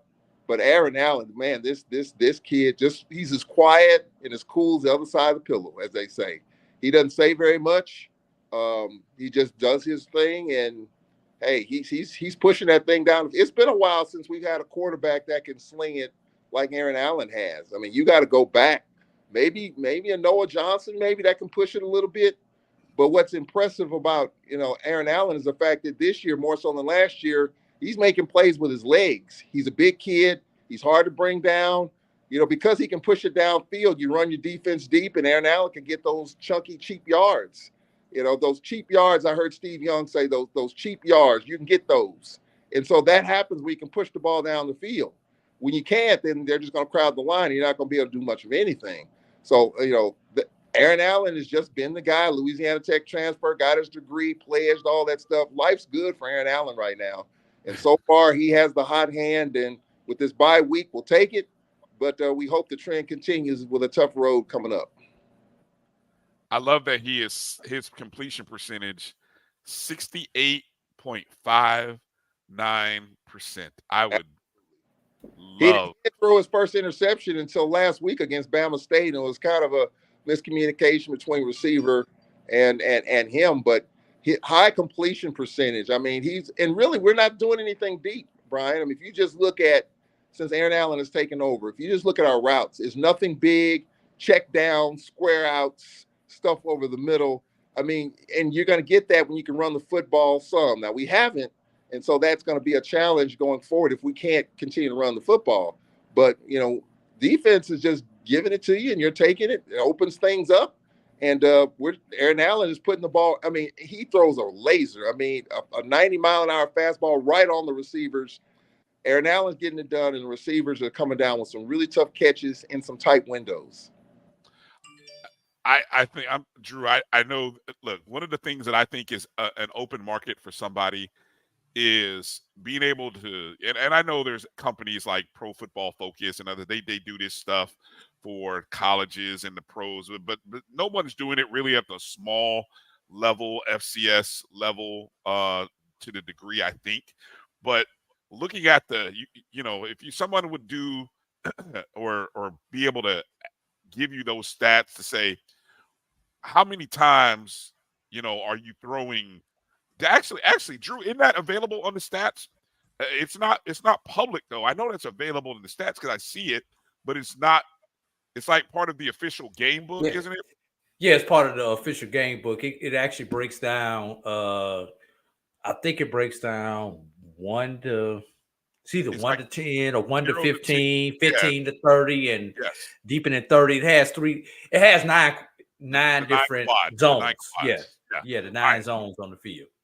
We got to find a way to get that, Drew. I'm gonna have to make some calls. I got to find a way to get that info because it's not published on, like, when you go and look at the box score online for a lot of the schools. It's not there, but I know it's available somewhere, and it's like accessing it would be kind of nice. I don't know. Go ahead. Let me throw this out there, Drew. I don't know if you had another follow-up there for Charles. No, go ahead. Okay, so here's the West, Charles. Here, I told Drew I had to do some AAU style figure out who can I trust, because I had to get my votes in today between Grambling, Prairie View, and Alcorn. Now, all 3 of these schools have played each other, right? So we can kind of look at and evaluate, right? Prairie View beat Alcorn by 3 points, lost to Grambling by 15.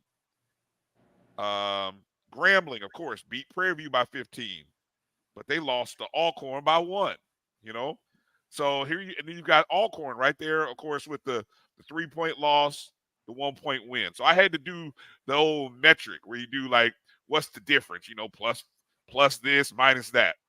So right now, just simply on point differential, Grambling State is sitting at plus 14, Alcorn -2, Prairie View -12. So it's like, okay, well, when I did my rankings, I had to put Grambling, then Alcorn, then Prairie View. But now there's a 4th team that you got to consider, Charles, and that's Southern, because they have not played Alcorn, Prairie View, or Grambling State. And so now when you look at the final 4 to 5 games for all these teams, I think all of you have winnable games because you all have UAPB on the schedule. Hell, Alcorn's got Valley and Texas Southern on the schedule. I mean, I know no one likes to predict wins, but come on now. And you be on their homecoming in 2 weeks. Yes. Since 19. Here's a little fun fact for you. The last time Alcorn has played on UAPB's homecoming was 1966. So it's going to be a wild scene when we go down there, and there's nothing given there either. If y'all lose that, I'm canceling y'all from. Hey, it's the Wild Wild West. Expect anything. I have absolutely no expectations. You got to play it out every week.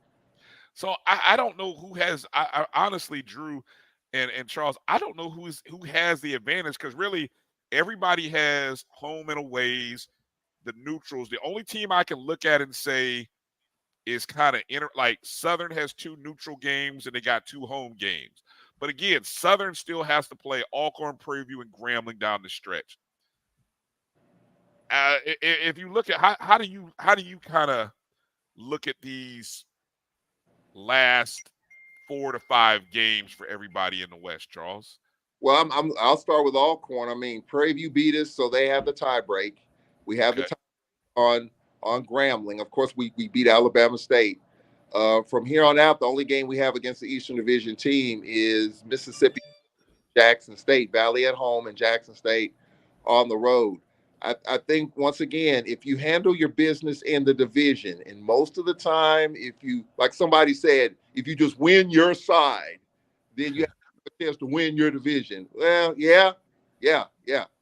But you can't discount the Alabama State Alcorn game or the other games against the other side because they count just as much. But in the head-up situation, that's when it comes into play. I would say, Brian, to answer your question, the team to trust right now is Alcorn. Team to trust right now is Alcorn right now. I mean, beating one of the better teams on the West in the moment, Grambling, beating Texas Southern and Prairie View, scoring 70 points in those 2 games. 400 yards rushing the football in those 2 games leading up to the Alcorn game. They only rushed for 60 yards. So, yeah, Grambling was a team to trust until Alcorn knocked them off yesterday. And I would say right now, you would just say, yeah, you can trust the Braves at this point. Speaking of Southern University, man, I mean, I said on Carlos's show yesterday, and I'm not trying to brag, I put on 2 hats. Of course, from an Alcorn perspective, you wanted Southern to lose, so everyone has a loss. But I wanted to see if Southern could step up at home against the best team in the conference and try to get it done. And they didn't get it done. And so now you got fans booing, and B.J. Jones comes out, and there's a lot of criticism about all that stuff. And you don't know what's going to happen with Southern. But I will say that Southern University has a very favorable schedule. They come to Alcorn, and I guarantee you, when they come here in 3 weeks, you're not even going to recognize that team because no one is counting them to do anything. And that's when Southern's dangerous. When you just totally look the other way on them, they find a way.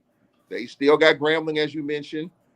They still have Texas Southern. They come to Alcorn. And so, you can't count out the Jaguars because they have the Western Division games in front of them. But right now, you have to say the Braves right now are the more trusted team just based on the fact that they've been able to grind out some big wins in the final minute of the game, final 2 minutes. I think you could say that the Braves right now, because of their experience, Fred McNair's been there, done that, 6 straight division titles, experienced coaching staff that's been there, done that. I think right now, and I'm just saying this in part because I'm a homer, but in part because of the fact that it's kind of true that the Braves have been through this, and we'll just see if we can continue to trend ahead. Drew, how do you? That's a great point, Charles. By the way, Drew, how do you handicap, or how do you look at these last 4 to 5 in the West? So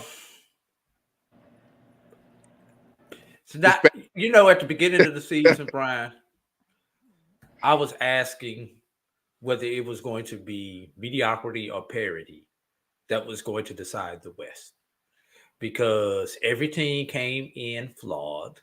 There were questions about every team. And there are still some questions out there about some of these teams. Now I'm definitely more on the side of parity. Everyone in the West is that good, but no one is that dude.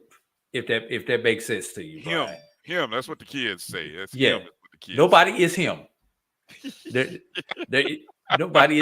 Nobody is him in the West.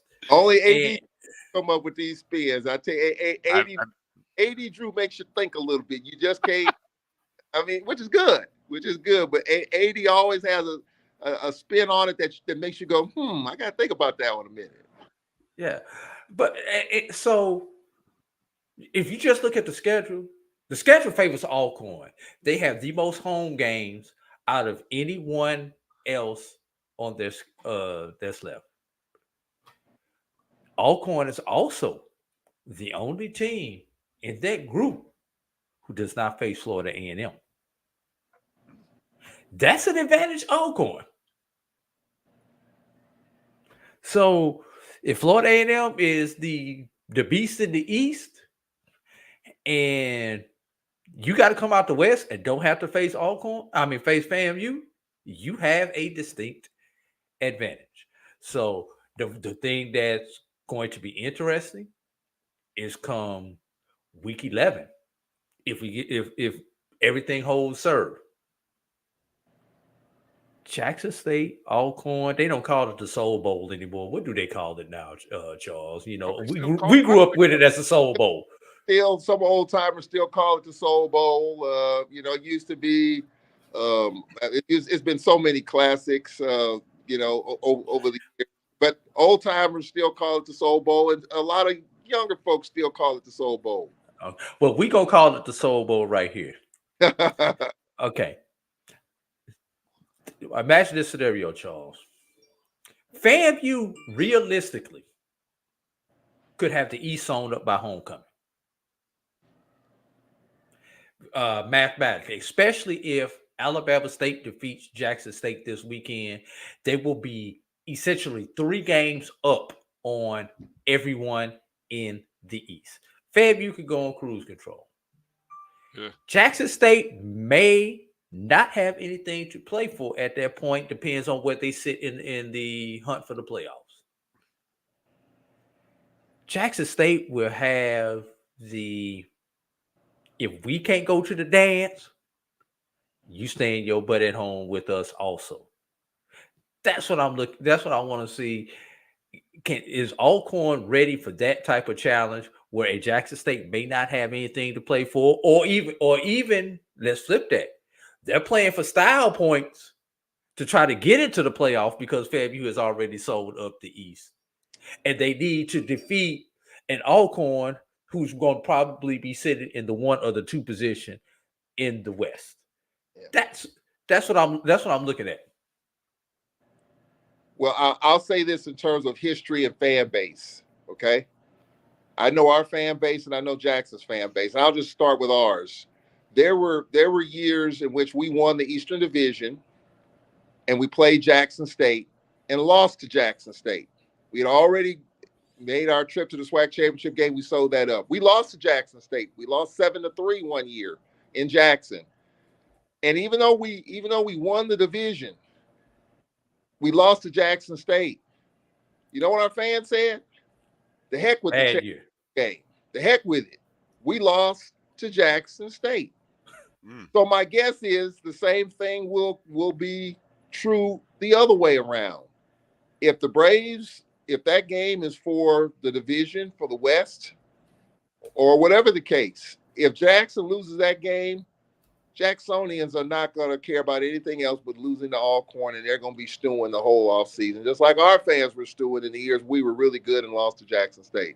So, yeah, the playoffs are at stake. Yeah, could be, possibly. But I don't think Jacksonians care about that.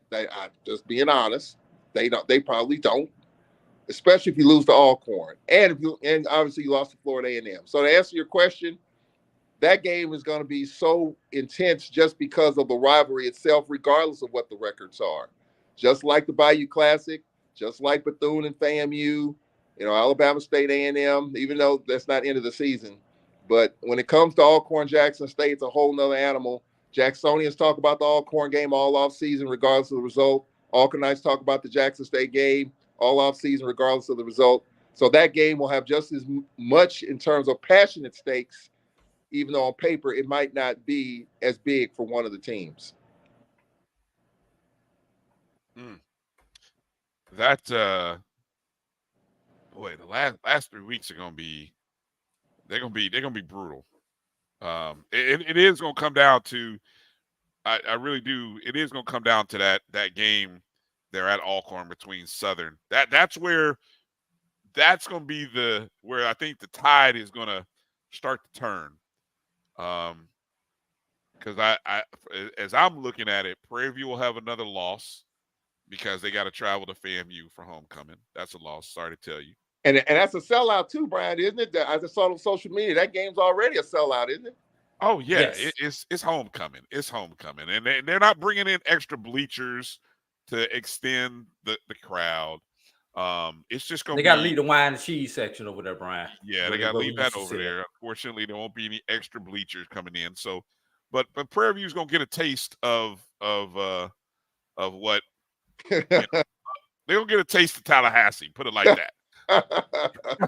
They're gonna get a taste, and so we hope because even though we have one loss, that's the Prairie View. They still have the tiebreaker on us. When the smoke clears, if it's Prairie View and Alcorn for the West, we're out because we lost to the Panthers. So yeah, we needed Southern to lose. That happened, and we need Prairie View now to drop one. And so, like you said, that it's still a tough road to hold for the Panthers as well as the Braves. I mean, the schedule looks favorable. I get that, but the game I'm looking at, Pine Bluff on their homecoming, and Southern University at home. The Jaguars, what you saw last night, they're not going to bring that to Spinks because they have not won at Spinks in a while, and everybody's against them. And to me, that's what I see Southern University play at their very best. I know some Jaguar Nation fans disagree with me, but I have more faith on Southern on the road than I do at home. Case in point last night. All right, so Alcorn's on a bye this upcoming weekend by the looks of it. Yes. There's a few teams on bye this week. Alcorn's on a bye. FAMU's on a bye. I feel like somebody else might. Central is on a bye. Central? North Carolina Central.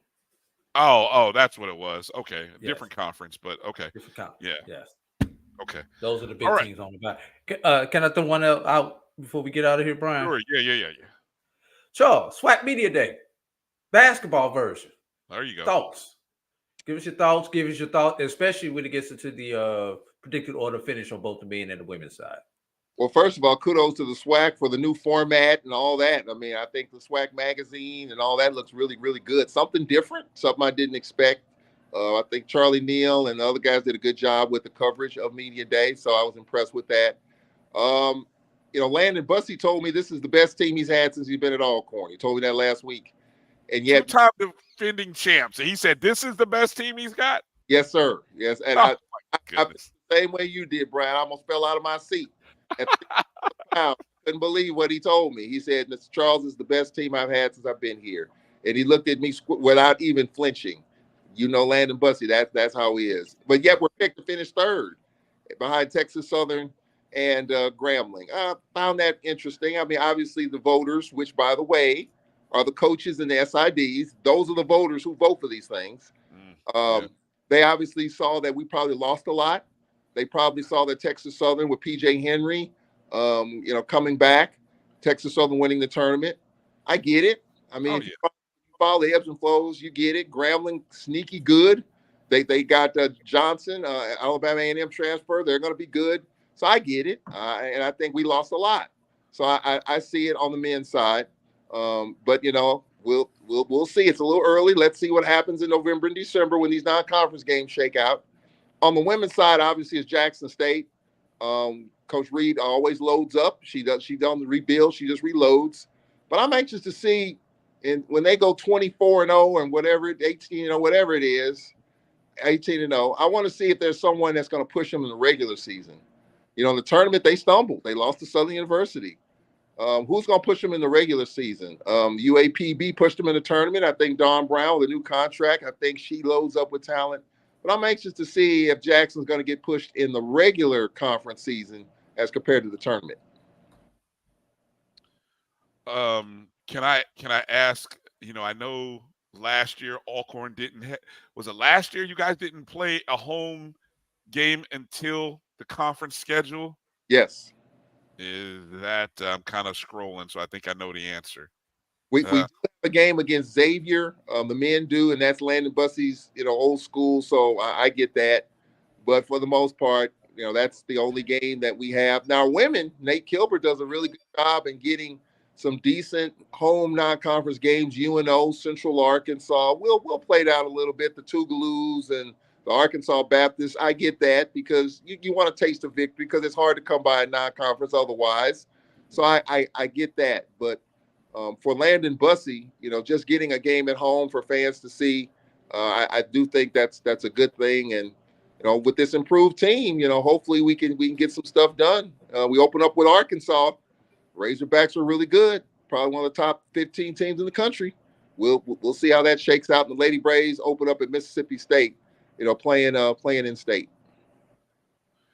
And when you said the new format earlier, you were referring to just the fact that they were doing the media day the way they were, right? Yes. Yeah. Okay. Yep. Right. Yeah. I didn't think that because you said new format. I was thinking, I hope that's what he's talking about. I didn't think there was a new format in the scheduling or anything. No, just the new format, and you know they did it from the studios in Houston, and just with all the because typically media day is done in the SWAC offices in Birmingham, which will get a new name, by the way, for the SWAC office. And so I like the format in terms of how they did it with the host and the players and the desk and all the questions and the SWAC mag. I think that was a really, really nice touch by the SWAC. Yes, it was. That was a definite upgrade. I love the way they did that. And what's funny is I wasn't expecting all of that. Like I tuned in on the Zoom because I honestly I really thought that was it. Yeah. And then when I saw how because I tuned in time on the Women's Day, and I saw, you know, I tuned in just in time to catch FAMU, and then I saw Coach dressed and everything, and then I was like, well, she's awfully dressed up. And then I had to go look at social, and then I started seeing all the other stuff, and I'm like, oh, they did a whole remix with the photo shoot and everything. I'm like, go ahead, SWAC. Really impressed. Yeah. You know, I guess you could do that when your commissioner is the chair of the committee. I mean, it does make sense. He's the chair of the basketball committee. It does make sense to do those kind of things. You know, that's good. Who does now? Is this the year that Alcorn is a part of the Pac-12 thing? Do you guys play one of the Pac-12, or is it next 2 years? I want to say it's the next 2 years. Okay. Our schedule. No, I don't think it's this year. I think it's next year. I like that, by the way, because you don't know what the Pac-12 is going to look like with all this realignment. I was going to ask that. How does that work? I mean, who's left? The Washington State, and Oregon State. Yeah. Aren't those only two left? We played Washington State before in basketball, but who knows with all this realignment? And by the way, that's another big question. You know, when it comes to this realignment in football, we talk about these non-conference games playing up. With this realignment, the articles that are coming out now is that some of these games playing up are going to go away. You're not going to get these type of games. You know, the LSU Southerns, you might get that. But, you know, playing the Georgias and playing some of these strong mid-major teams in football, you may not. That might go away here in the next few years once all this realignment dust settles in. That's the way it's trending. Things might change. You might wind up playing FCS opponents, which you're not going to get the guarantees that you're looking at. So, you know, be on the lookout for that. And maybe even in basketball, too. Be on the lookout for maybe some of that, maybe a reduction in that, too. So this could have an impact on the SWAC on multiple levels here very soon. Yeah, it would seem to me with the fact that you have a 12-team playoff happening, that more opportunities are about to open up for teams that, yeah, you could realistically go from playing 8-game conference schedule to a 9 or a 10 game, and then you just have one sort of tune-up exhibition game at the beginning of the season, and then you just go into it. I mean, look, why beat yourself with more when it's going to be that much tougher? And it opens up the door. It opens up the door for more teams to be in the playoffs. Again, it's their tournament, and we just wait to see how the crumbs sprinkle off the table. Well, the other thing to look at too, when you look at this whole realignment thing, I don't know if you saw the article, but it's going to be tougher and more expensive for teams to move up. It's going to cost $5 million to move up. Now, conferences can probably foot that bill if they really want you, but if teams really, schools try to do that on their own, it's going to be a tough sell coming up with $5 million if you're an FCS school. Now, if you're already kind of grandfathered in, you don't have to pay that fee per se. But schools, Jackson, Coach Sanders was talking about that, last year, the year before, and trying to move up. And so, but it's going to be more expensive for teams to move up from FCS to FBS. That's going to be really interesting to see, who comes out of that in these next couple of years. Definitely. All right. So Charles, what do you do to bye week here? Bye weeks for you, obviously, but that doesn't necessarily mean less work though. No, it doesn't. Radio station work, office work now. I'm at the press box for the next week anyway. So it'll be some office work. I'm working on doing maybe an interview or two. I interviewed our AD. A lot to talk about there with some of the renovations coming on campus, maybe turf in Spinks Castle Stadium. And so we had interviews with him, and I might throw a couple of interviews in there, in the next week or so. But you enjoy this bye week, because after that, the grind is on, and then basketball season will be starting, and the grind is really on after that for me. So I'm just going to enjoy these next few days, see how this SWAC stuff shapes up. It's the wild, wild, crazy West. It's right on schedule. AD Drew is right on cue. We're waiting for the zaniness to start. It has officially started in the Western Division. Yes, it has. Yes, it has. Did you expect any less? I did not expect any less. It's just a matter when and bam, that shoe just dropped this past weekend. Everybody's got a loss, so it's going to be really interesting to see how this all shakes out. All right. Make sure to find Charles on Twitter, or X as it's now known, at Tallman Radio is where you can find him. And, make sure to give him a shout out. Make sure you're following if you're not. Let him know you appreciate him. One of the best that there is in the SWAC. And, of course, the voice of Alcorn State Sports Radio, and a LA Rams fan. I just had to throw that. Goodbye. Good night. Bye, Good, Charles. Gentlemen, I want to talk about it. All right. Charles Edmond, ladies and gentlemen. Let's take a quick break. Come back, Drew. Let's see if we got a shakeup. Can we quickly talk about some of the spotlight games, or just anything that we didn't touch on from the past week or yesterday's games, and then go through the top 5, and then quickly go through next week? Let's get it in, my brother. All right. We're going to take a short break. We'll be back. You're watching the BCSN SportsWrap right here on the Black College Sports Network. It's never too early to plant the seed, to share the tradition, and instill a sense of pride in your HBCU with your little ones. HBCU Pride and Joy Children's Boutique helps you share your school spirit with a wide selection of adorable kids apparel and accessories officially licensed from your favorite HBCU. Visit hbcupridejoy.com and follow us on all social media at HBCU Pride Joy on Facebook and Twitter. This is Ryan Fulford. AD Drew and I are co-hosts of the BCSN SportsWrap. We talk about all things related to HBCU athletics. From the games, teams, coaches, and fan interest stories, we cover it all. You can find our shows on Facebook at BCSN SportsWrap, YouTube at MyJBN Online, and everywhere you listen to podcasts like Anchor, Spotify, Google, and Apple Podcasts. You can also find the show on the Jericho Broadcast Network's app. Make sure to download. We look forward to you joining the conversation and being a part of the show. I'm returning to Clinton Paris, and Tampa's my community. I grew up here, went to school here, and my wife and I make our home here. What makes Tampa special are its people. So when I represent someone injured in my community, it's personal. Call my office and speak to a real lawyer and not some referral service. I will fight the insurance companies to get the settlement that you deserve. At the law office of Clinton Paris, we take the pain out of being heard.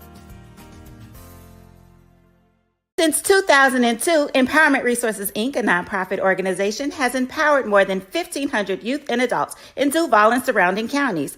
Through its programs, Journey into Womanhood, Girls Mentoring, Life Skills for Teens, and Parenting Education Coaching. To get involved with programs, volunteer, or donate, visit www.empowermentresourcesinc.org. Follow us on social media, facebook.com/empowerment.resources and instagram.com/empowermentJAX. Let's face it, shopping for insurance can be time consuming. That's why when it comes to your auto, home, and life insurance needs, make things simple and trust the experts at Allstate. They will help you get the coverage that fits your needs while helping you bundle your life, home, and auto policies. Bundling saves you money, sure, but it also saves you time, so you can enjoy the things that matter most even more. Contact me, Tammy Haynes, your local agent, for a free personalized insurance quote. Allstate, are you in good hands? From novice to aficionado, find yourself here. High quality cigars plus personal customer service. Slow Burn is Waco's only mobile cigar lounge, featuring a meticulous, curated collection of premium cigars. Visit our website, www.slowburnwaco.com. That's www.slowburnwaco.com.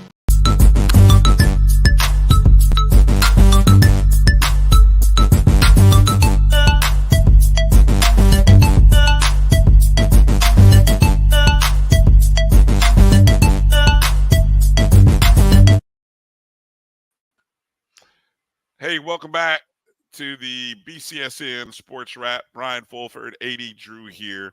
Appreciate you guys watching us wherever you're watching us, on Facebook, on YouTube, maybe even on Twitter right now, or X.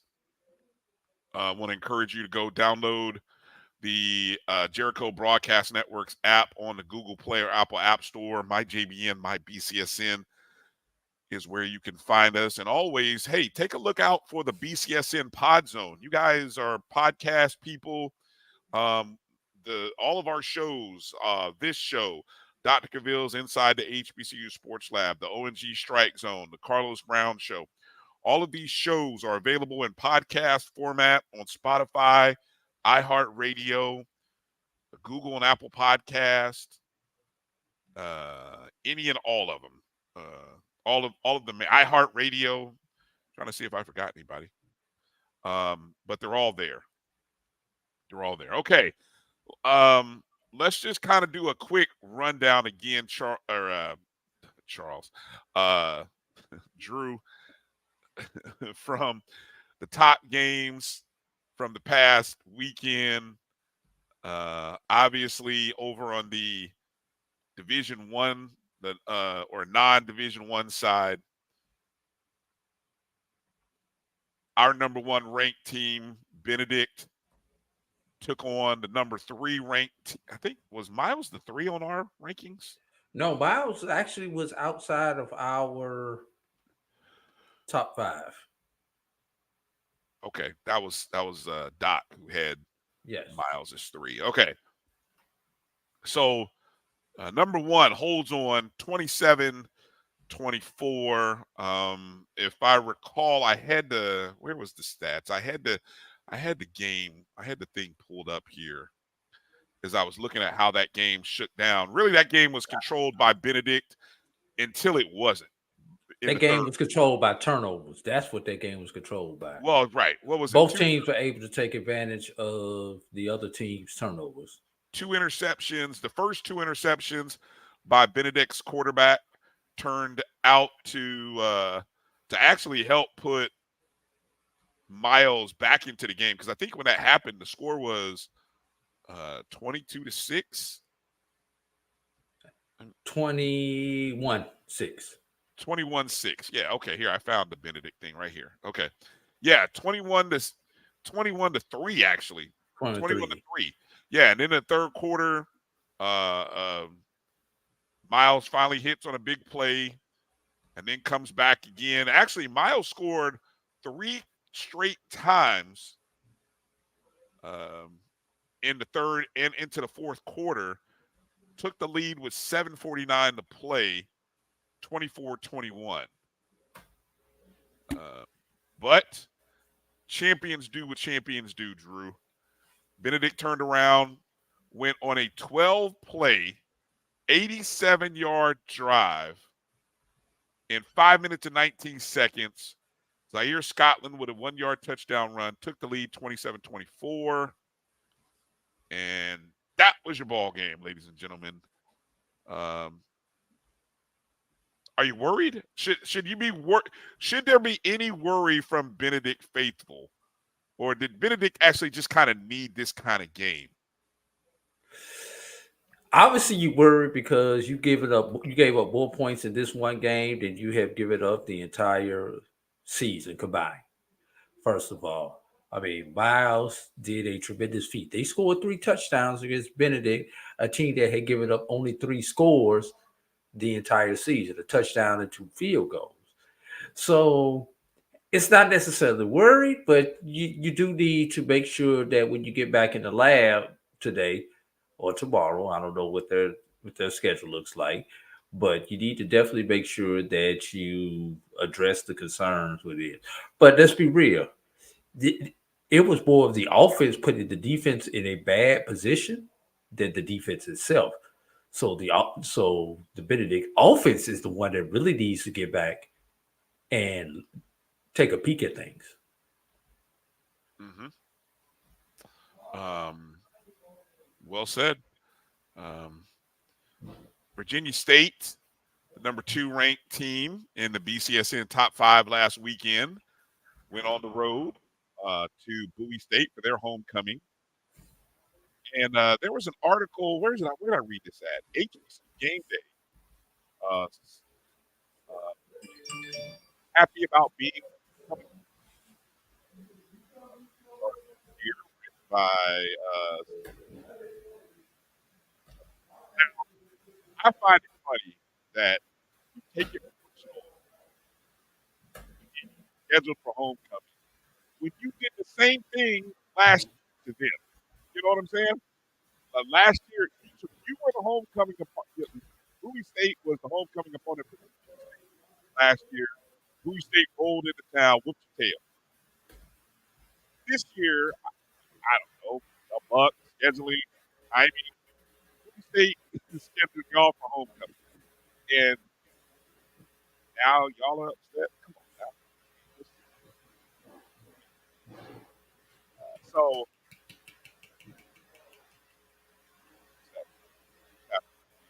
can't hear you. What happened? Turn your volume. That's not me. I haven't moved. Give me a thumbs up if you guys can hear me in the chat. I didn't think my audio went bad. Yeah, you're talking through that tunnel again. I don't know. You know. There it is. It's back. All right. So might have been just a short on the headphone. All right. So yeah, faux outrage, as I like to sometimes say. But all right. So yeah, a couple other people said it was a little choppy. So all right. Audio's fuzzy. That's cute. Okay, so yeah, okay. Hopefully, yeah, something happened in the last couple minutes. All right, I don't know. All right, anyway, what I was just saying is faux outrage. I was just commenting on the article on HBCU Game Day from Stephen Gaither about Virginia State. 44-16 was the final score. Number 3 team on the rankings last week was Tuskegee. We kind of talked about that game. Virginia Union was the number 4 team. 42-20 victory over Elizabeth City State. Virginia Union was a 13.5-point favorite. I know that. And I was happy to take Virginia Union. Although I was unhappy with another team that I parlayed it with. But anyway, not enough about me and my troubles. They get the win. They improved to 6 and oh no, okay, you've updated. They improved to 5-1. And then hold on. This isn't last week. Well, see, I was reading last week, Drew. All right. Well, anyway, I see what just happened. Okay, so I can't do that. Anyway, and then well then who was the other top 5 team from last week? Who was number 5 last week?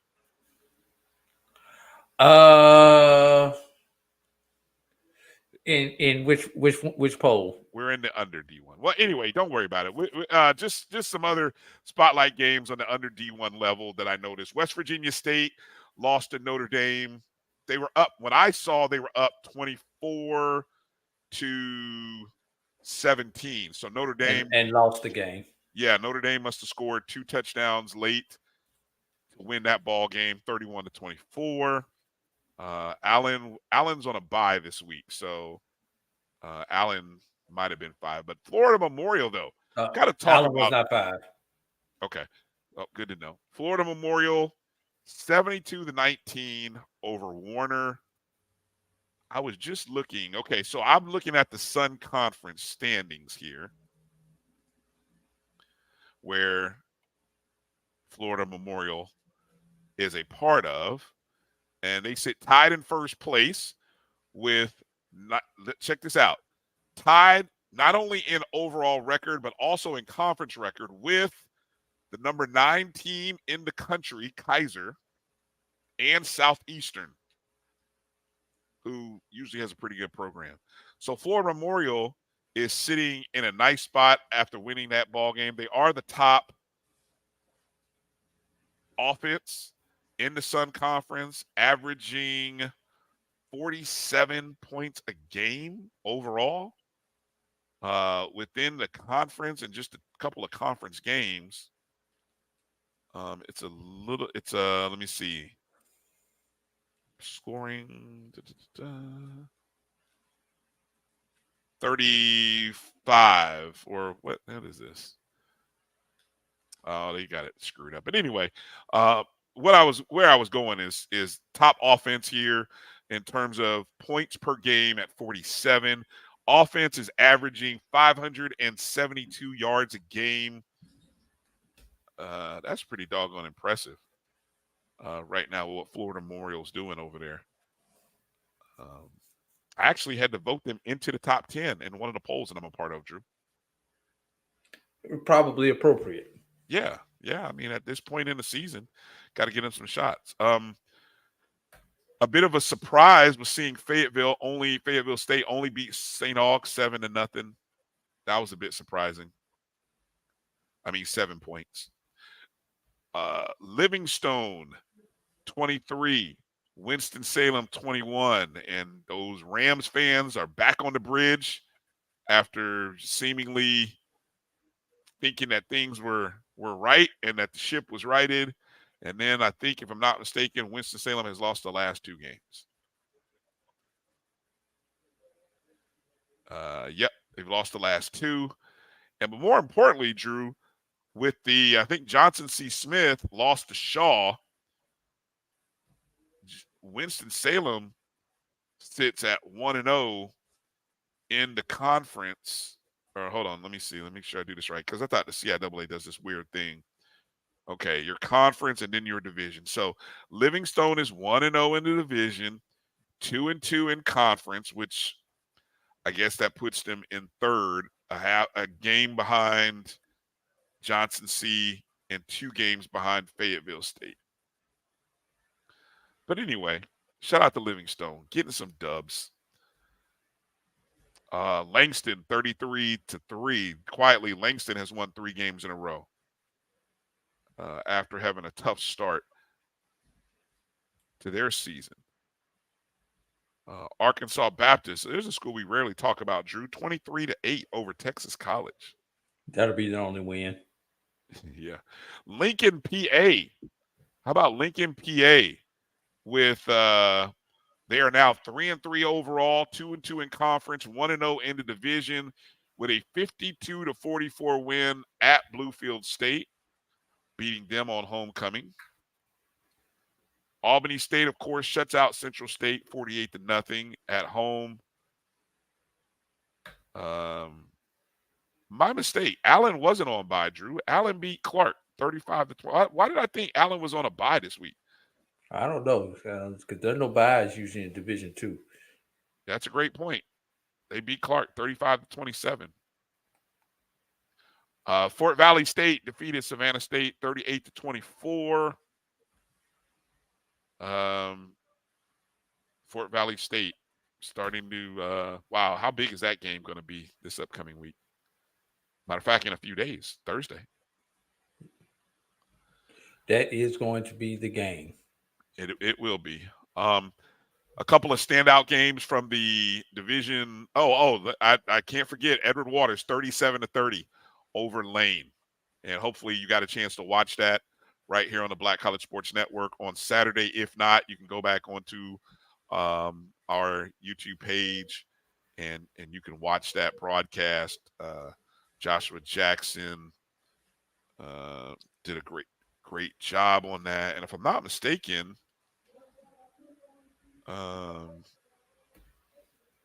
Travis Petty, a young man who up and coming color commentator, maybe even an up and coming play-by-play. He's a young man from Savannah State. I think Travis came down to do some color with Joshua. So I think they did a pretty good job on that from what I was told. Okay, over on the Division I side, Drew, how about Howard University? Howard University losing by 3 points to Northwestern.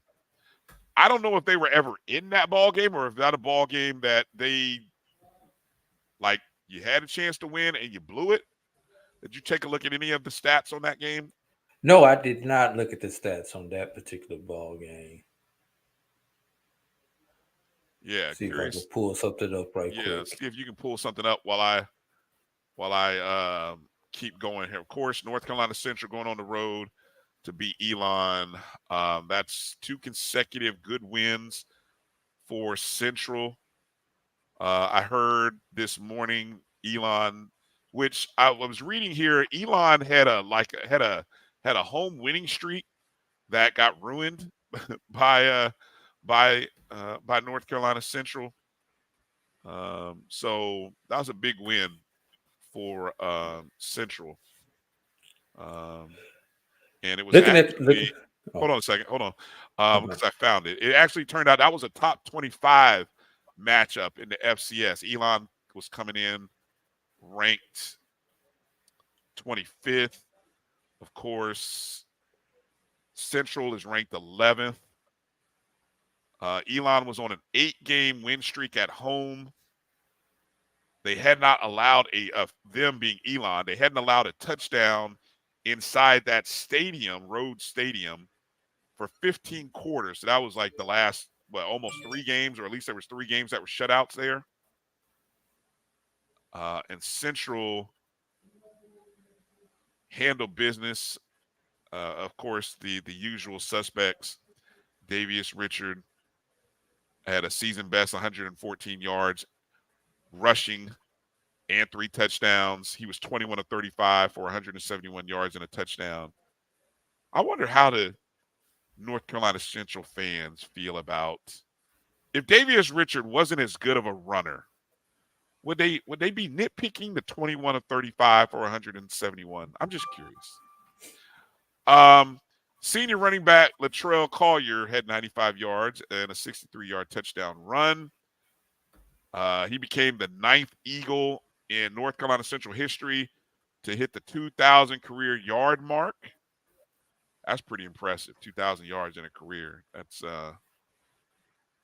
nice. And I believe also it was North Carolina Central's 500th victory in program history. Where does that is that Tuskegee by comparison, Drew? Tuskegee has how many wins? Didn't they just eclipse 600? Brian, we were at 711 2 weeks ago. So now we're at 712 because we've been 1-1 since number 711. And do you recall what are the numbers after that? Like, is anyone over 600? At that point in time, I don't think anyone has eclipsed 600 yet. If I go back into my Wayback Machine, it was going to take a couple of seasons for somebody to eclipse 600.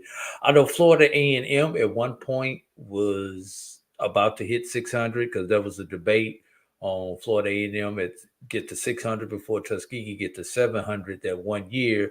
But then we went back and found out that there was some victories vacated by Florida A&M, which pushed them back behind.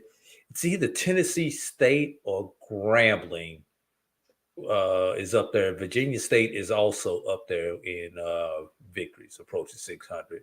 I could get you, I could work on that next week for numbers. Yeah, it'd be curious to know, especially with North Carolina Central hitting 500.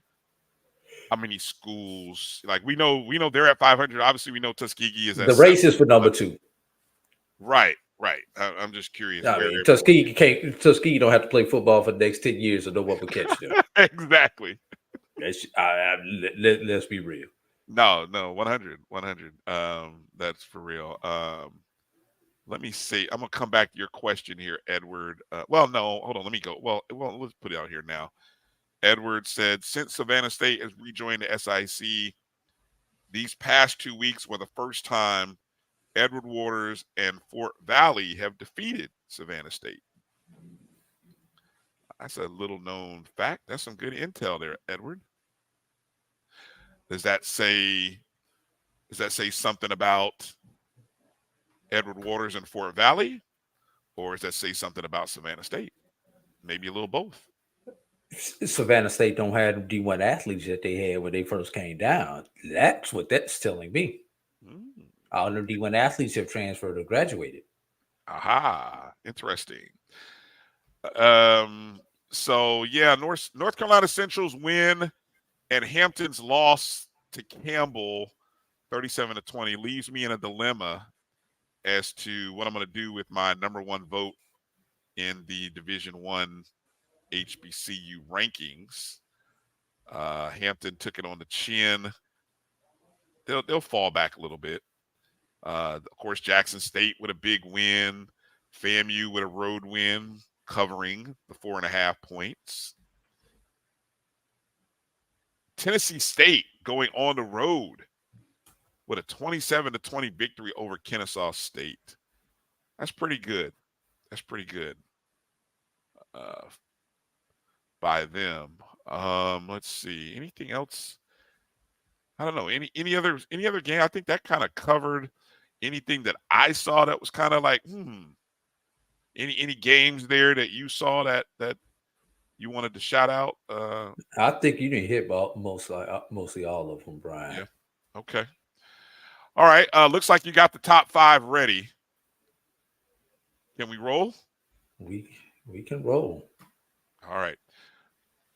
This is the BCSN Top 5, our football rankings. It's a computer-based ranking here. This is week number 3 that we are broadcasting. Of course, there was no preseason rankings. We let the first 4 weeks sit out, and then we entered the data, just data. No human emotions or thoughts put into this. This is all intel and information that is punched into the computer rankings. So let's see what we got here for the top 5. First, we'll start with the non-Division I level. These are the schools that are made up in the Division II and NAIA. So in the hunt. So essentially, these would be your 6 through 7, 8, 9, 10. Just sitting on the outside, just missing getting into the top 5. Florida Memorial. I think this is the second week in a row they've just been on the outside. But they moved up though, because I think they were 7 last week. Yeah, so now they're inching. Give them another week, get them another win. They'll see what happens. Miles, after their loss. Fayetteville State 4-2, still leading the South Division. And then Albany State. That's a little surprising, but their best games are ahead of them. The opportunities for Albany State are up ahead. Okay, let's go to the number 5 team. For games through October 7th, it's Fort Valley State.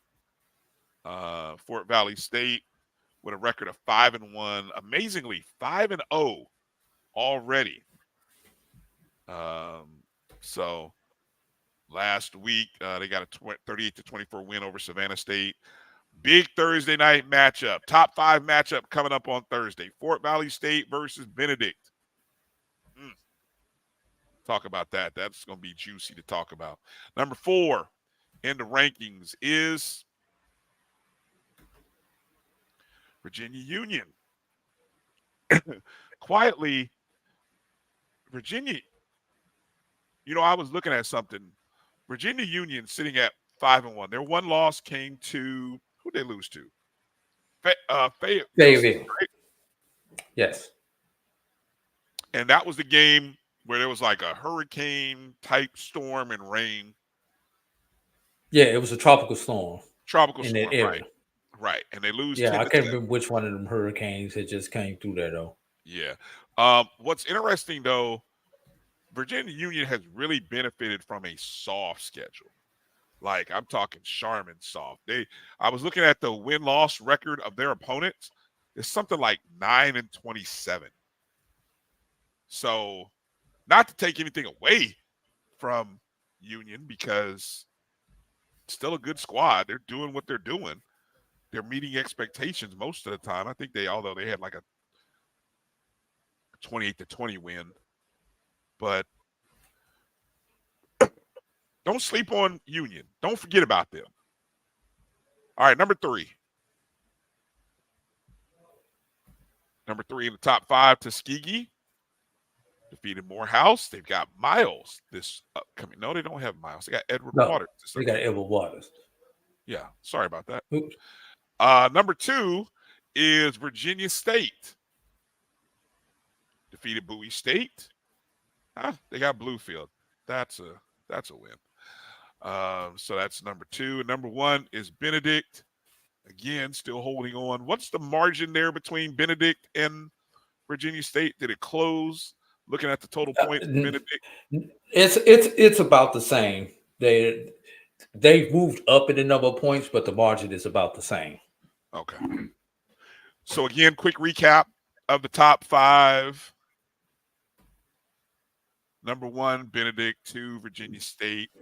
Yeah, look at the total points between 1 and 2. 18 points. Then Tuskegee at 3, Virginia Union at 4, Fort Valley 5. Of course, this week on Thursday, I think it's on ESPN 2.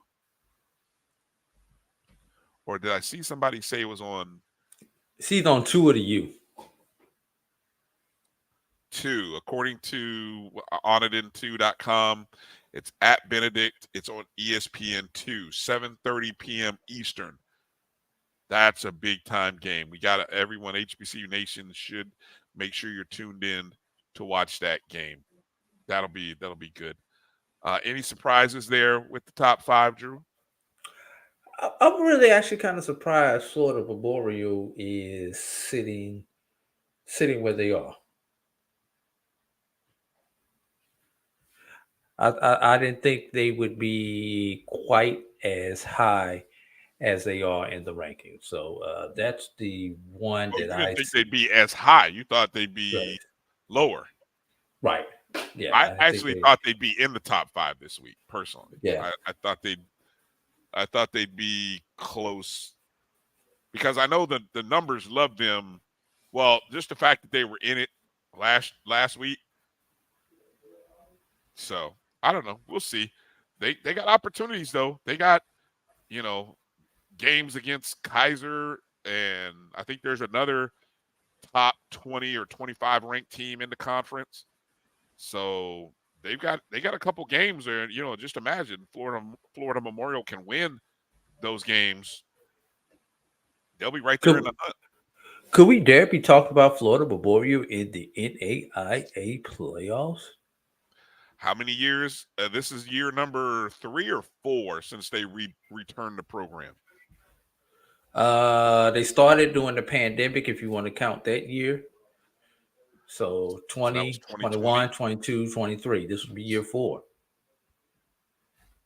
Yeah, and this is the second coach. This is the second coach in the 4-year return. So they're figuring it out. They're figuring it out.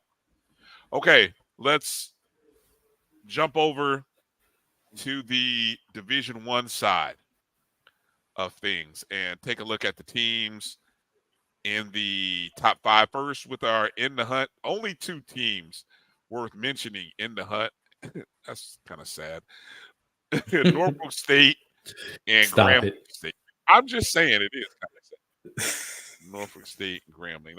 I'm looking at my sheet and I'm wondering, okay, so the top 5 is probably who I think it is, but maybe they're just in a different order. Let's see if I'm right or not. All right, let's go to number 5.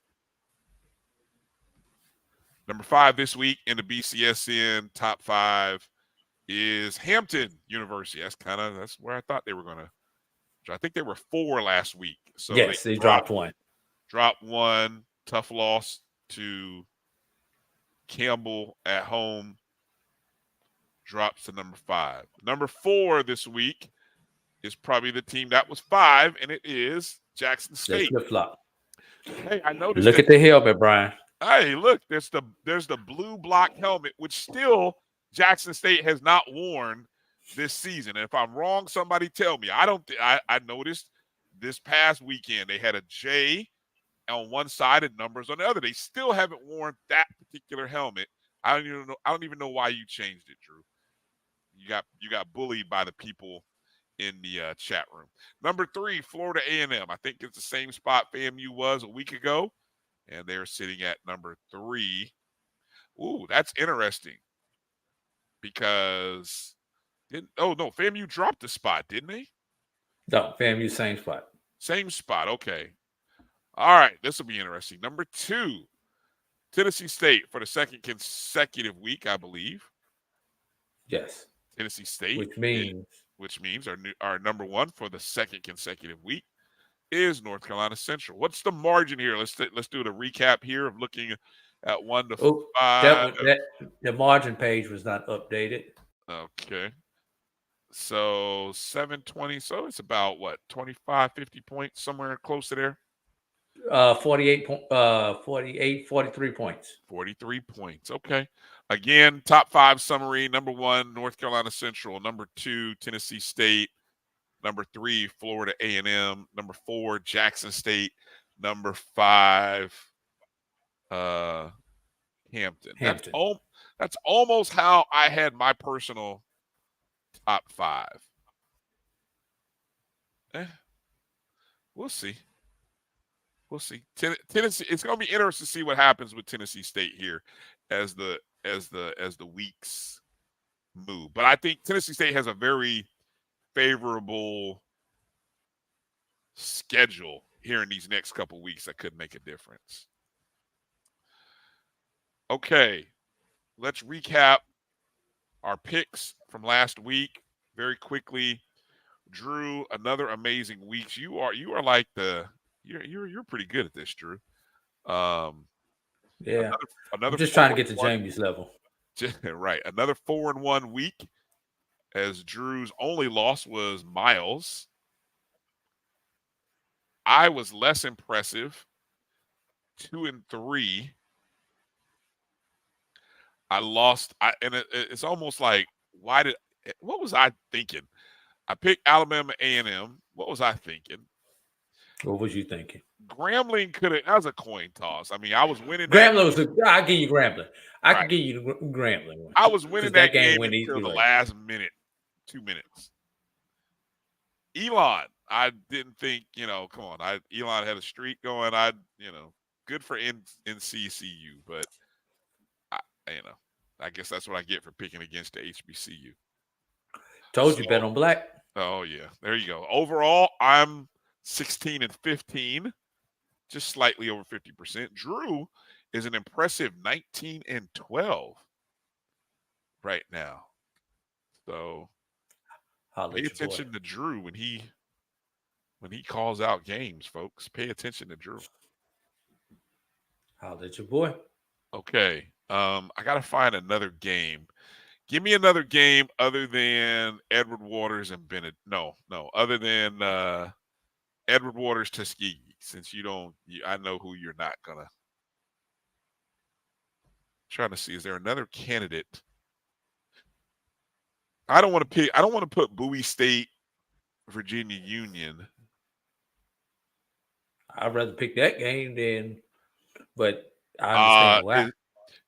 You got 10-14. Florida Memorial and St. Thomas. Okay, what I don't even know what the 4 games are. The other 4 games. Okay, here are the 4 games. Game. Here's the other 4 games. Thursday night, Fort Valley State at Benedict. I've got Norfolk State at Tennessee State. That's we got 15 homecoming games. So that's a homecoming game. Tennessee State homecoming. I put Livingstone traveling to Fayetteville State on there. And then I put Alabama A&M traveling to Grambling.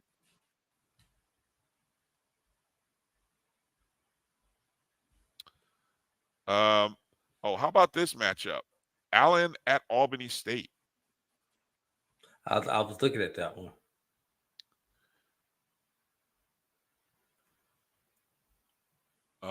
I think that might be. Who was our BAC game?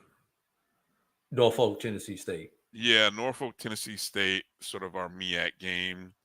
We got a SIC, we got a CIAA, got a SWAC game.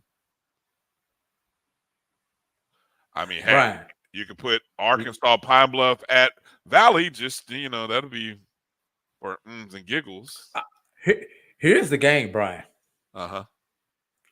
Can Lynchburg get a win?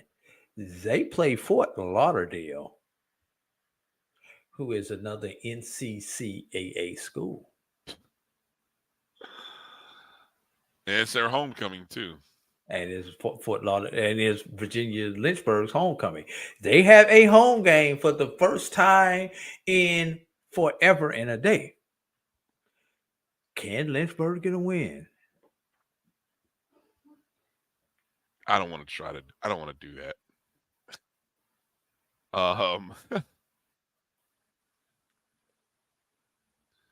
Yeah. So the SWAC games, Edwin asked who the SWAC games. It is slim pickings this week. Alabama A&M. Bethune, Texas Southern. Yeah, I think Bethune, Texas Southern, baby. You got Jackson State, Alabama State, which is probably. I told Coach not to watch this game. There's no way I'm picking that. I would rather pick UAPB and Fort Valley over Bethune and Texas Southern. I'm sorry. Why don't we have Jackson State and Alabama State on our list? The elimination game in the East? I don't know. That is an elimination game in the East. And if, once again, Alabama State wins that game, we can start talking magic number in Tallahassee.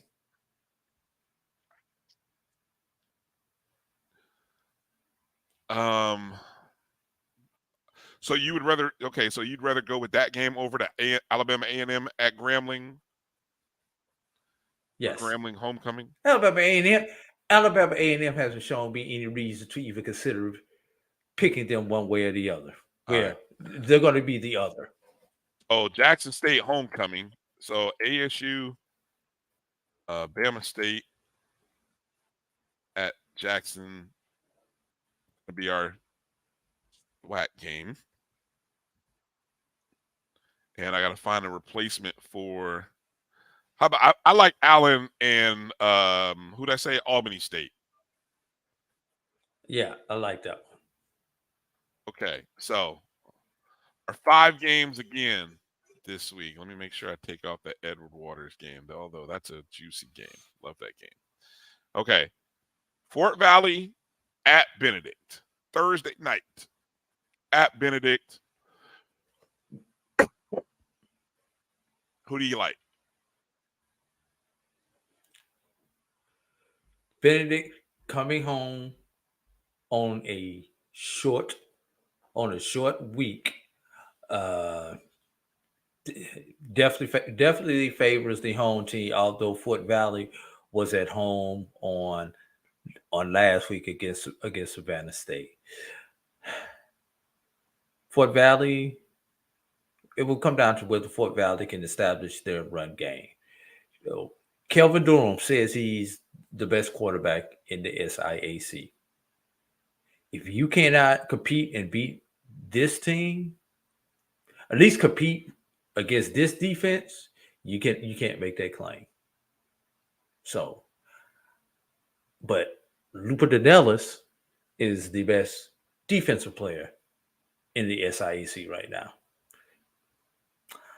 I've got to go with the home team on the short week, Brian. It's just as simple.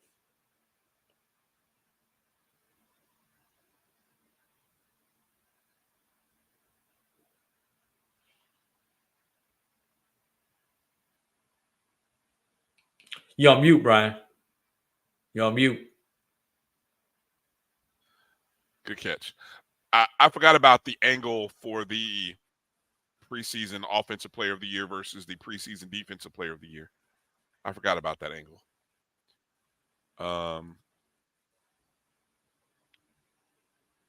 And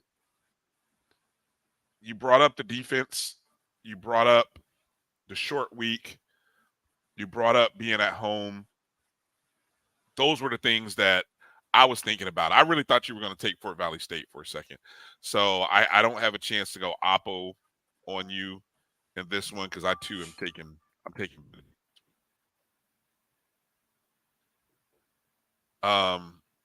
Norfolk State traveling to Tennessee State. Homecoming for Tennessee State. The last non-conference game for Norfolk State before they get into the 5-week conference schedule. Drew, who you like in this one?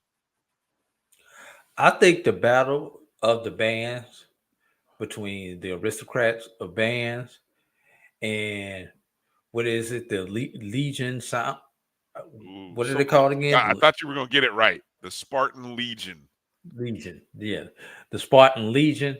I think that's going to be a bigger battle in Dr. Cavill's band ranking than the game on the field, Brian.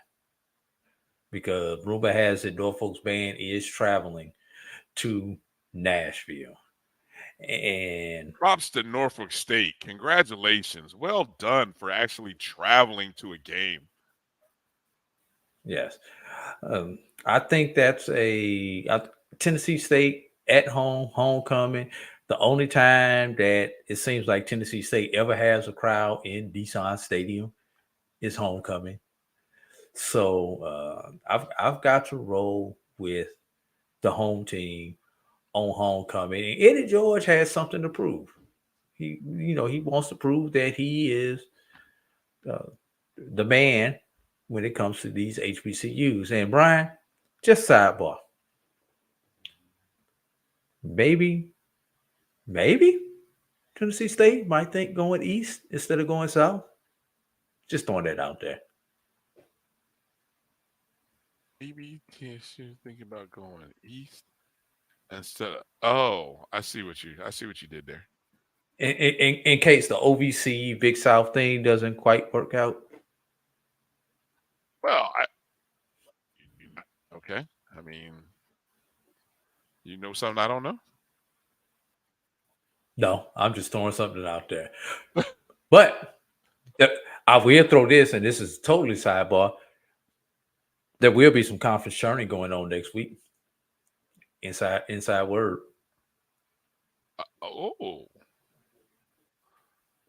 Can you expand on that? I mean, what level are we talking about here? I can't. I cannot expand on that, but expect a press conference regarding from one of our HBCUs? regarding the HBCU switching conferences this week. What? Yes. Whoa. Really? Yes. Okay, Drew. Interesting.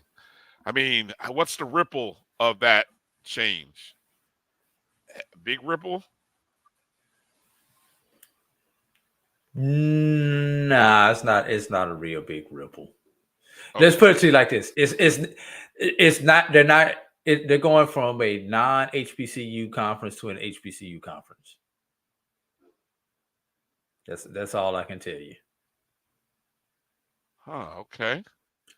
They say a press conference, Karen. It may just be a press release. They're still working out those details. So, can I keep guessing? I just got one more. No, can I get one more? I don't want to put too much information. I don't want to put too much information out.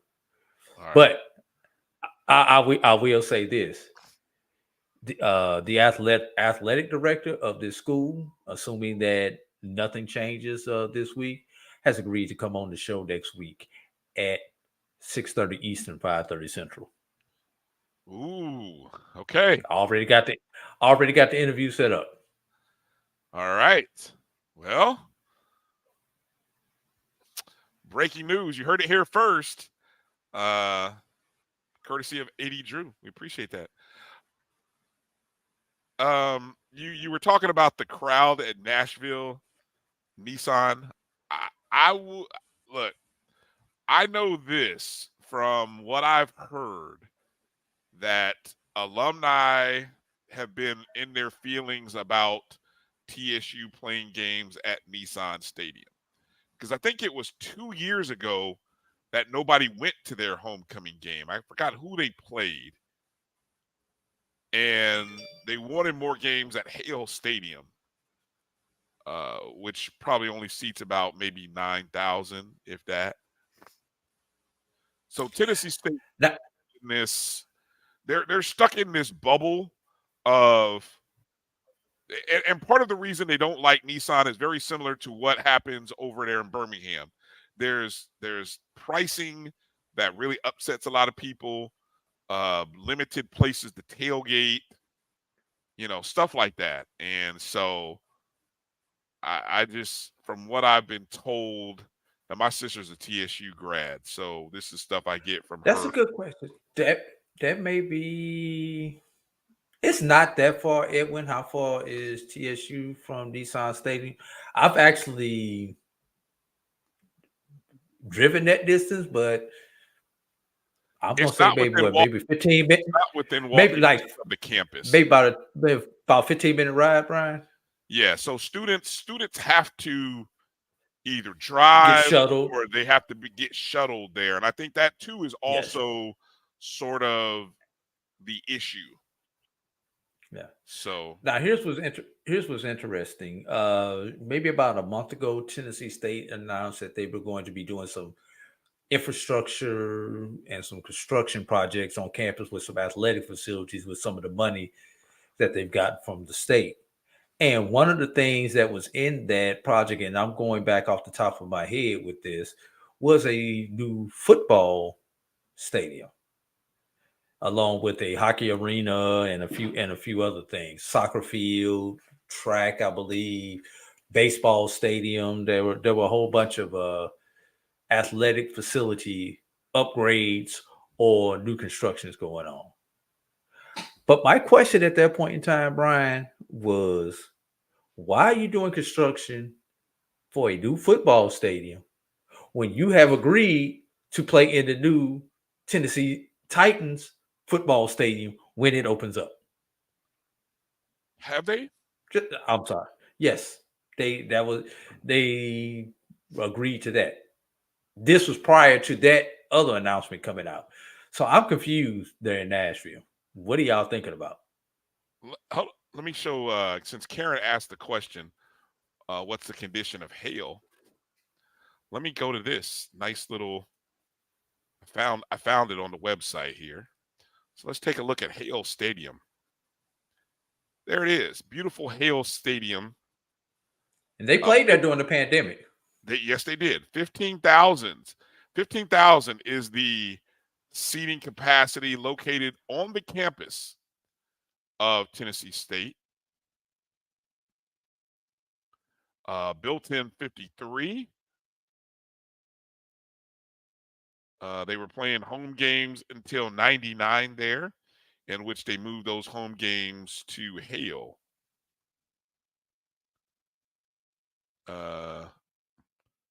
They returned there for 3 home games during the 12 season to celebrate the 100 years.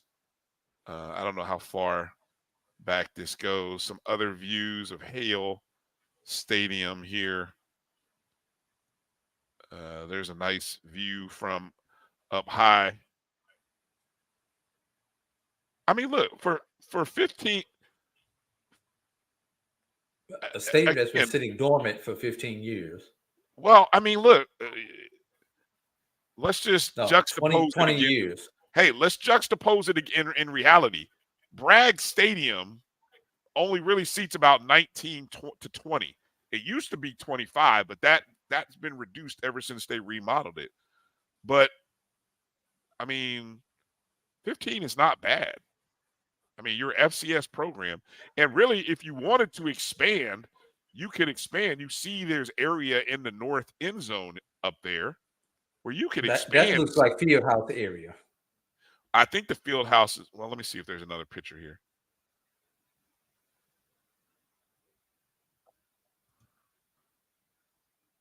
Yeah. They have an indoor, see, out on that end right here. This is one end. That's an indoor practice facility. So Tennessee State has an indoor practice facility. Which was just recently constructed. Right. So, you know, I understand the cries of alumni to want to play. Here's a good point. Royal Maxwell says their average attendance is less than 10,000. Exactly. When they've been at Nissan, if you go back and look at some of the receipts from Nissan, they're not packing that place out. I don't understand it. Anyway. But, okay. Where were we? Were we picking?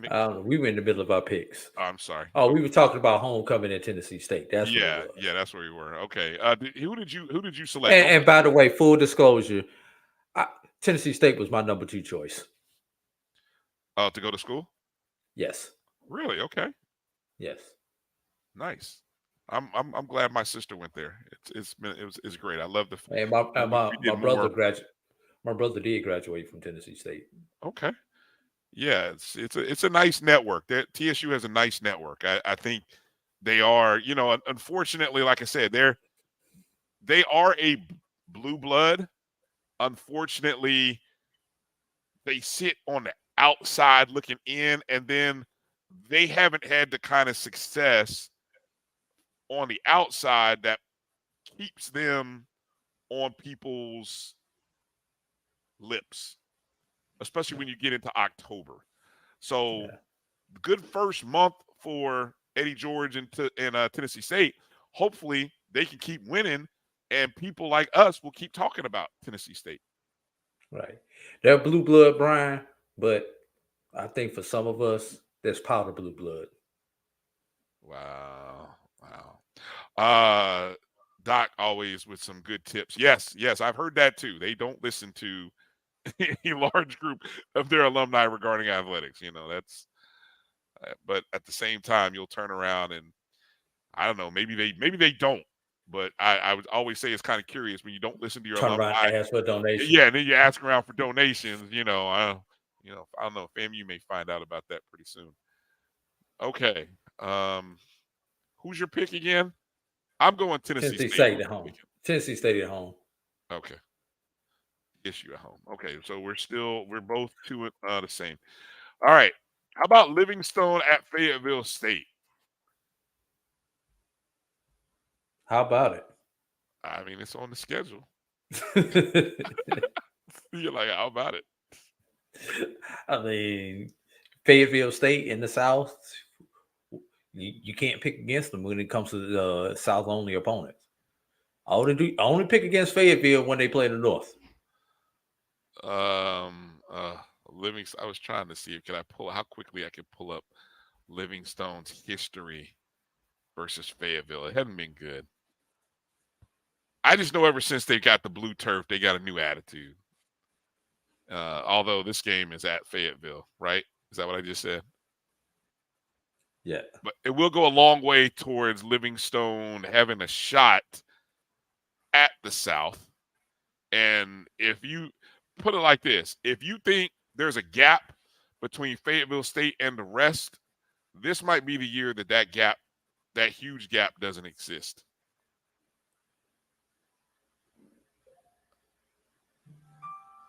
I'm going with Livingstone. The hell with it, Drew. I'm going with the ups. I'm going with the Bears. Why not? I got to make up some ground here. So I'm going with the Bears. Go blue. Or what they say? What they, Go big blue.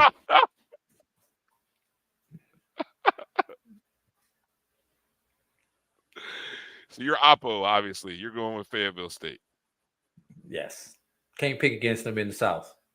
All right. Alabama State traveling to Jackson State for homecoming. This is the one where I'm going to let my emotion come in, Brian. I am going to pick Alabama State. Yeah, they have probably the second best defense in the conference. But I am picking Alabama State for selfish reasons, Brian. I keep emphasizing that a Alabama State victory over Jackson State will essentially sew up the SWAC East for FAMU. They come back, they get a victory against Texas Southern after the bye. It's a wrap. It's pretty much a wrap. Definitely Texas Southern and Prairie View race will be over before the month of November even comes around, Brian. I'm picking Alabama State for pure selfish reasons.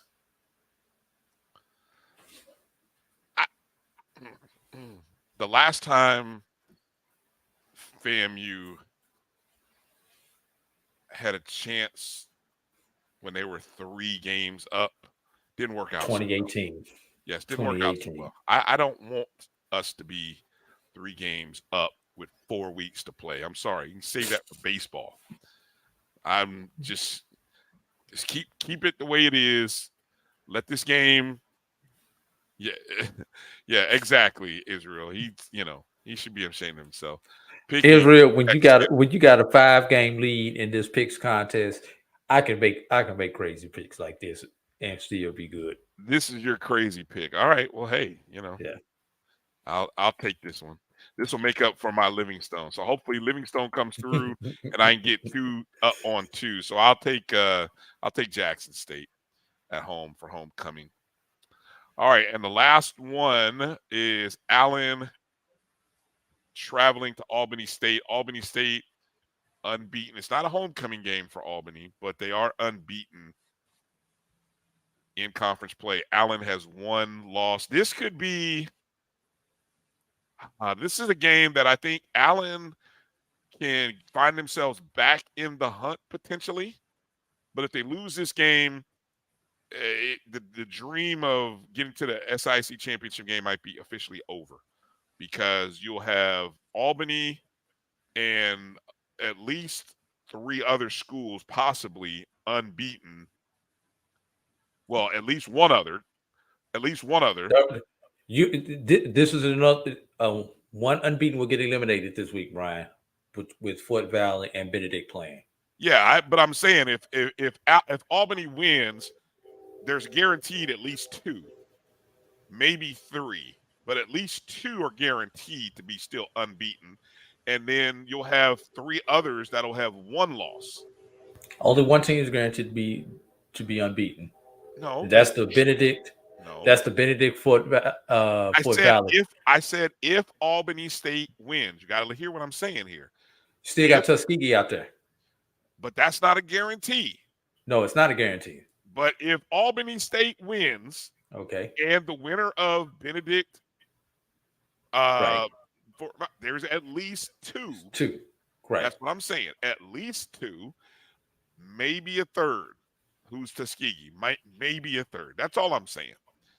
But the bigger point was, if Albany State wins, Allen would now have 2 losses in conference. That pretty much will eliminate them with 2 losses. Correct. I mean, short of chaos in the last 3 weeks, but that would seem unlikely because at that point, either someone's going to be unbeaten or someone's going to have 1 loss.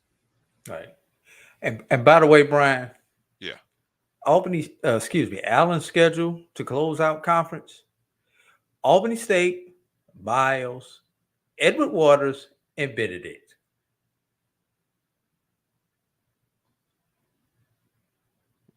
Wait a minute. Say that again.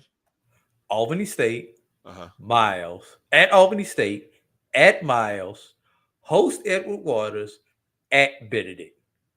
So the top 3 teams in the conference, 3 of the top teams in the conference right now, you have on the road. And then you host an Edward Waters who's trending north. Yeah. Gonna be tough for Allen. But I think if they're going to get one, this is going to be the one that they'll get. So you picking Allen? I'm going with the Fighting Joshua Coxes. Oh, you're going with Allen. Yes. Oh, well, thank you. I mean, now I have to go with Quinn Gray and Albany State now. I was thinking about Allen, but the games at all this worries me because I think David Wright could come out there and you'd have one of those fourth quarter games and we'd look up and see, damn, another one by Allen. So I mean this is a dangerous game. All right. So and then obviously you're taking Tuskegee. I'm gonna tell you Edwin Moore, the name I call, that's the athletic director at Allen. Personal friend of mine. That's why I called him the Fighting.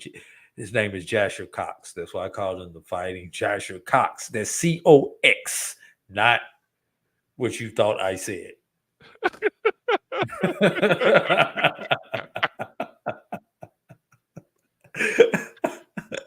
Okay.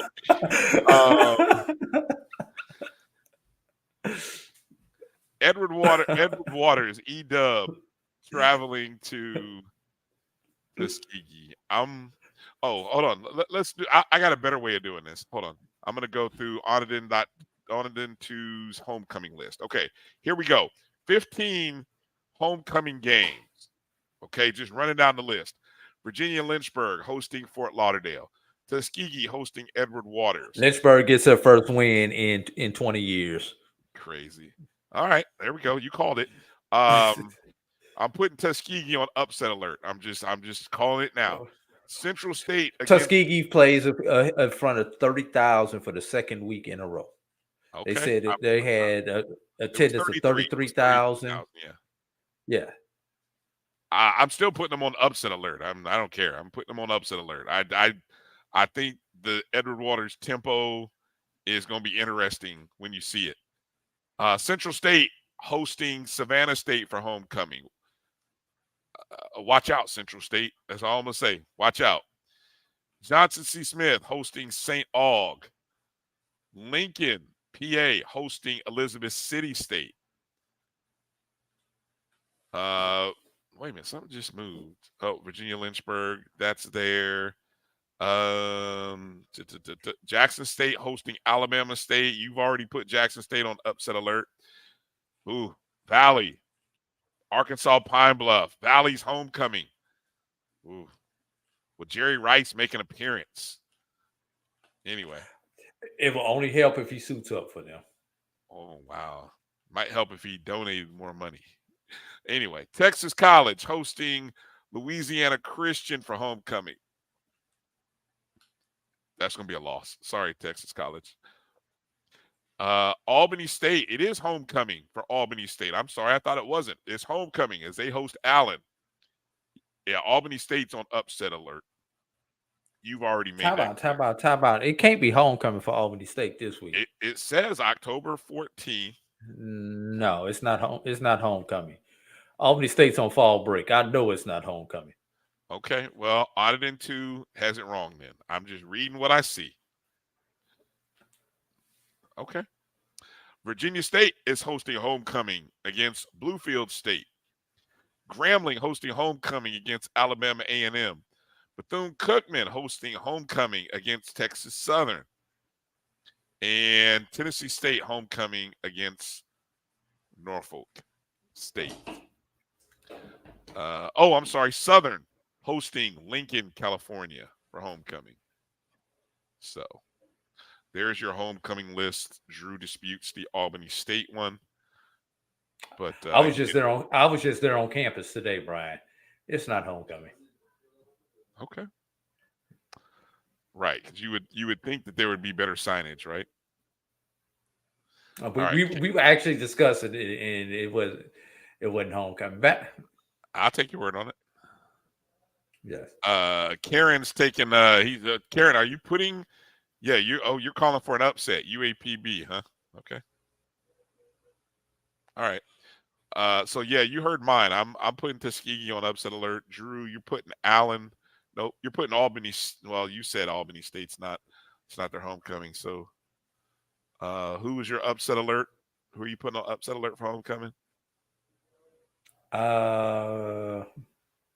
Did I call a homecoming game? Did I pick a homecoming game? Oh, you picked. Yes, you picked Jackson State. Yeah, that's right. You picked Alabama. You picked that is homecoming. Yep, you picked Alabama State. So there's your upset alert. Okay. All right. Well, that does it. What else? Can we get out of here? Can we close it down? Shut it down? I think I have hit everything that I need to hit from my point of view. Yes, Israel. He did pick JSU losing. Breaking news. That shouldn't, it is what it is. Okay, so again, want to encourage everybody, make sure you're following the Black College Sports Network at MyBCSN1, the number 1. Go download the Jericho Broadcast Network's app on the Google Play and Apple App Store. MyJBN, MyBCSN is where you can find it.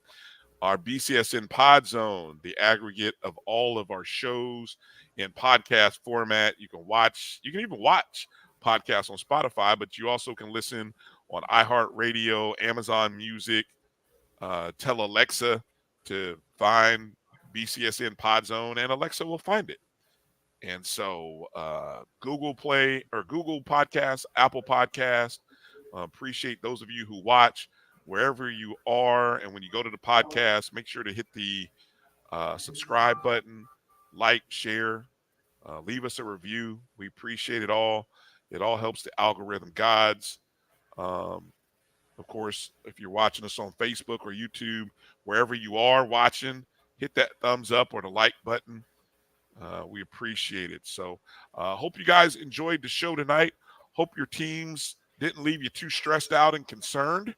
But if they did, just face the reality and accept who you see.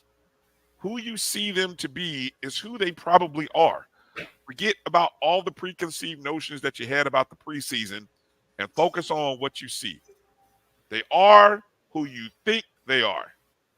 To quote the great and late Dennis Green.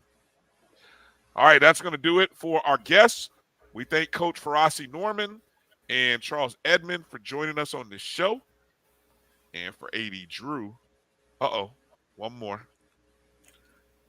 Put the guns away. Homecoming week. If you said 15 of them, Brian, I don't need to read any more stories, y'all. Get rid of them. Prayers once again to Morgan State community and to the Bowie State community.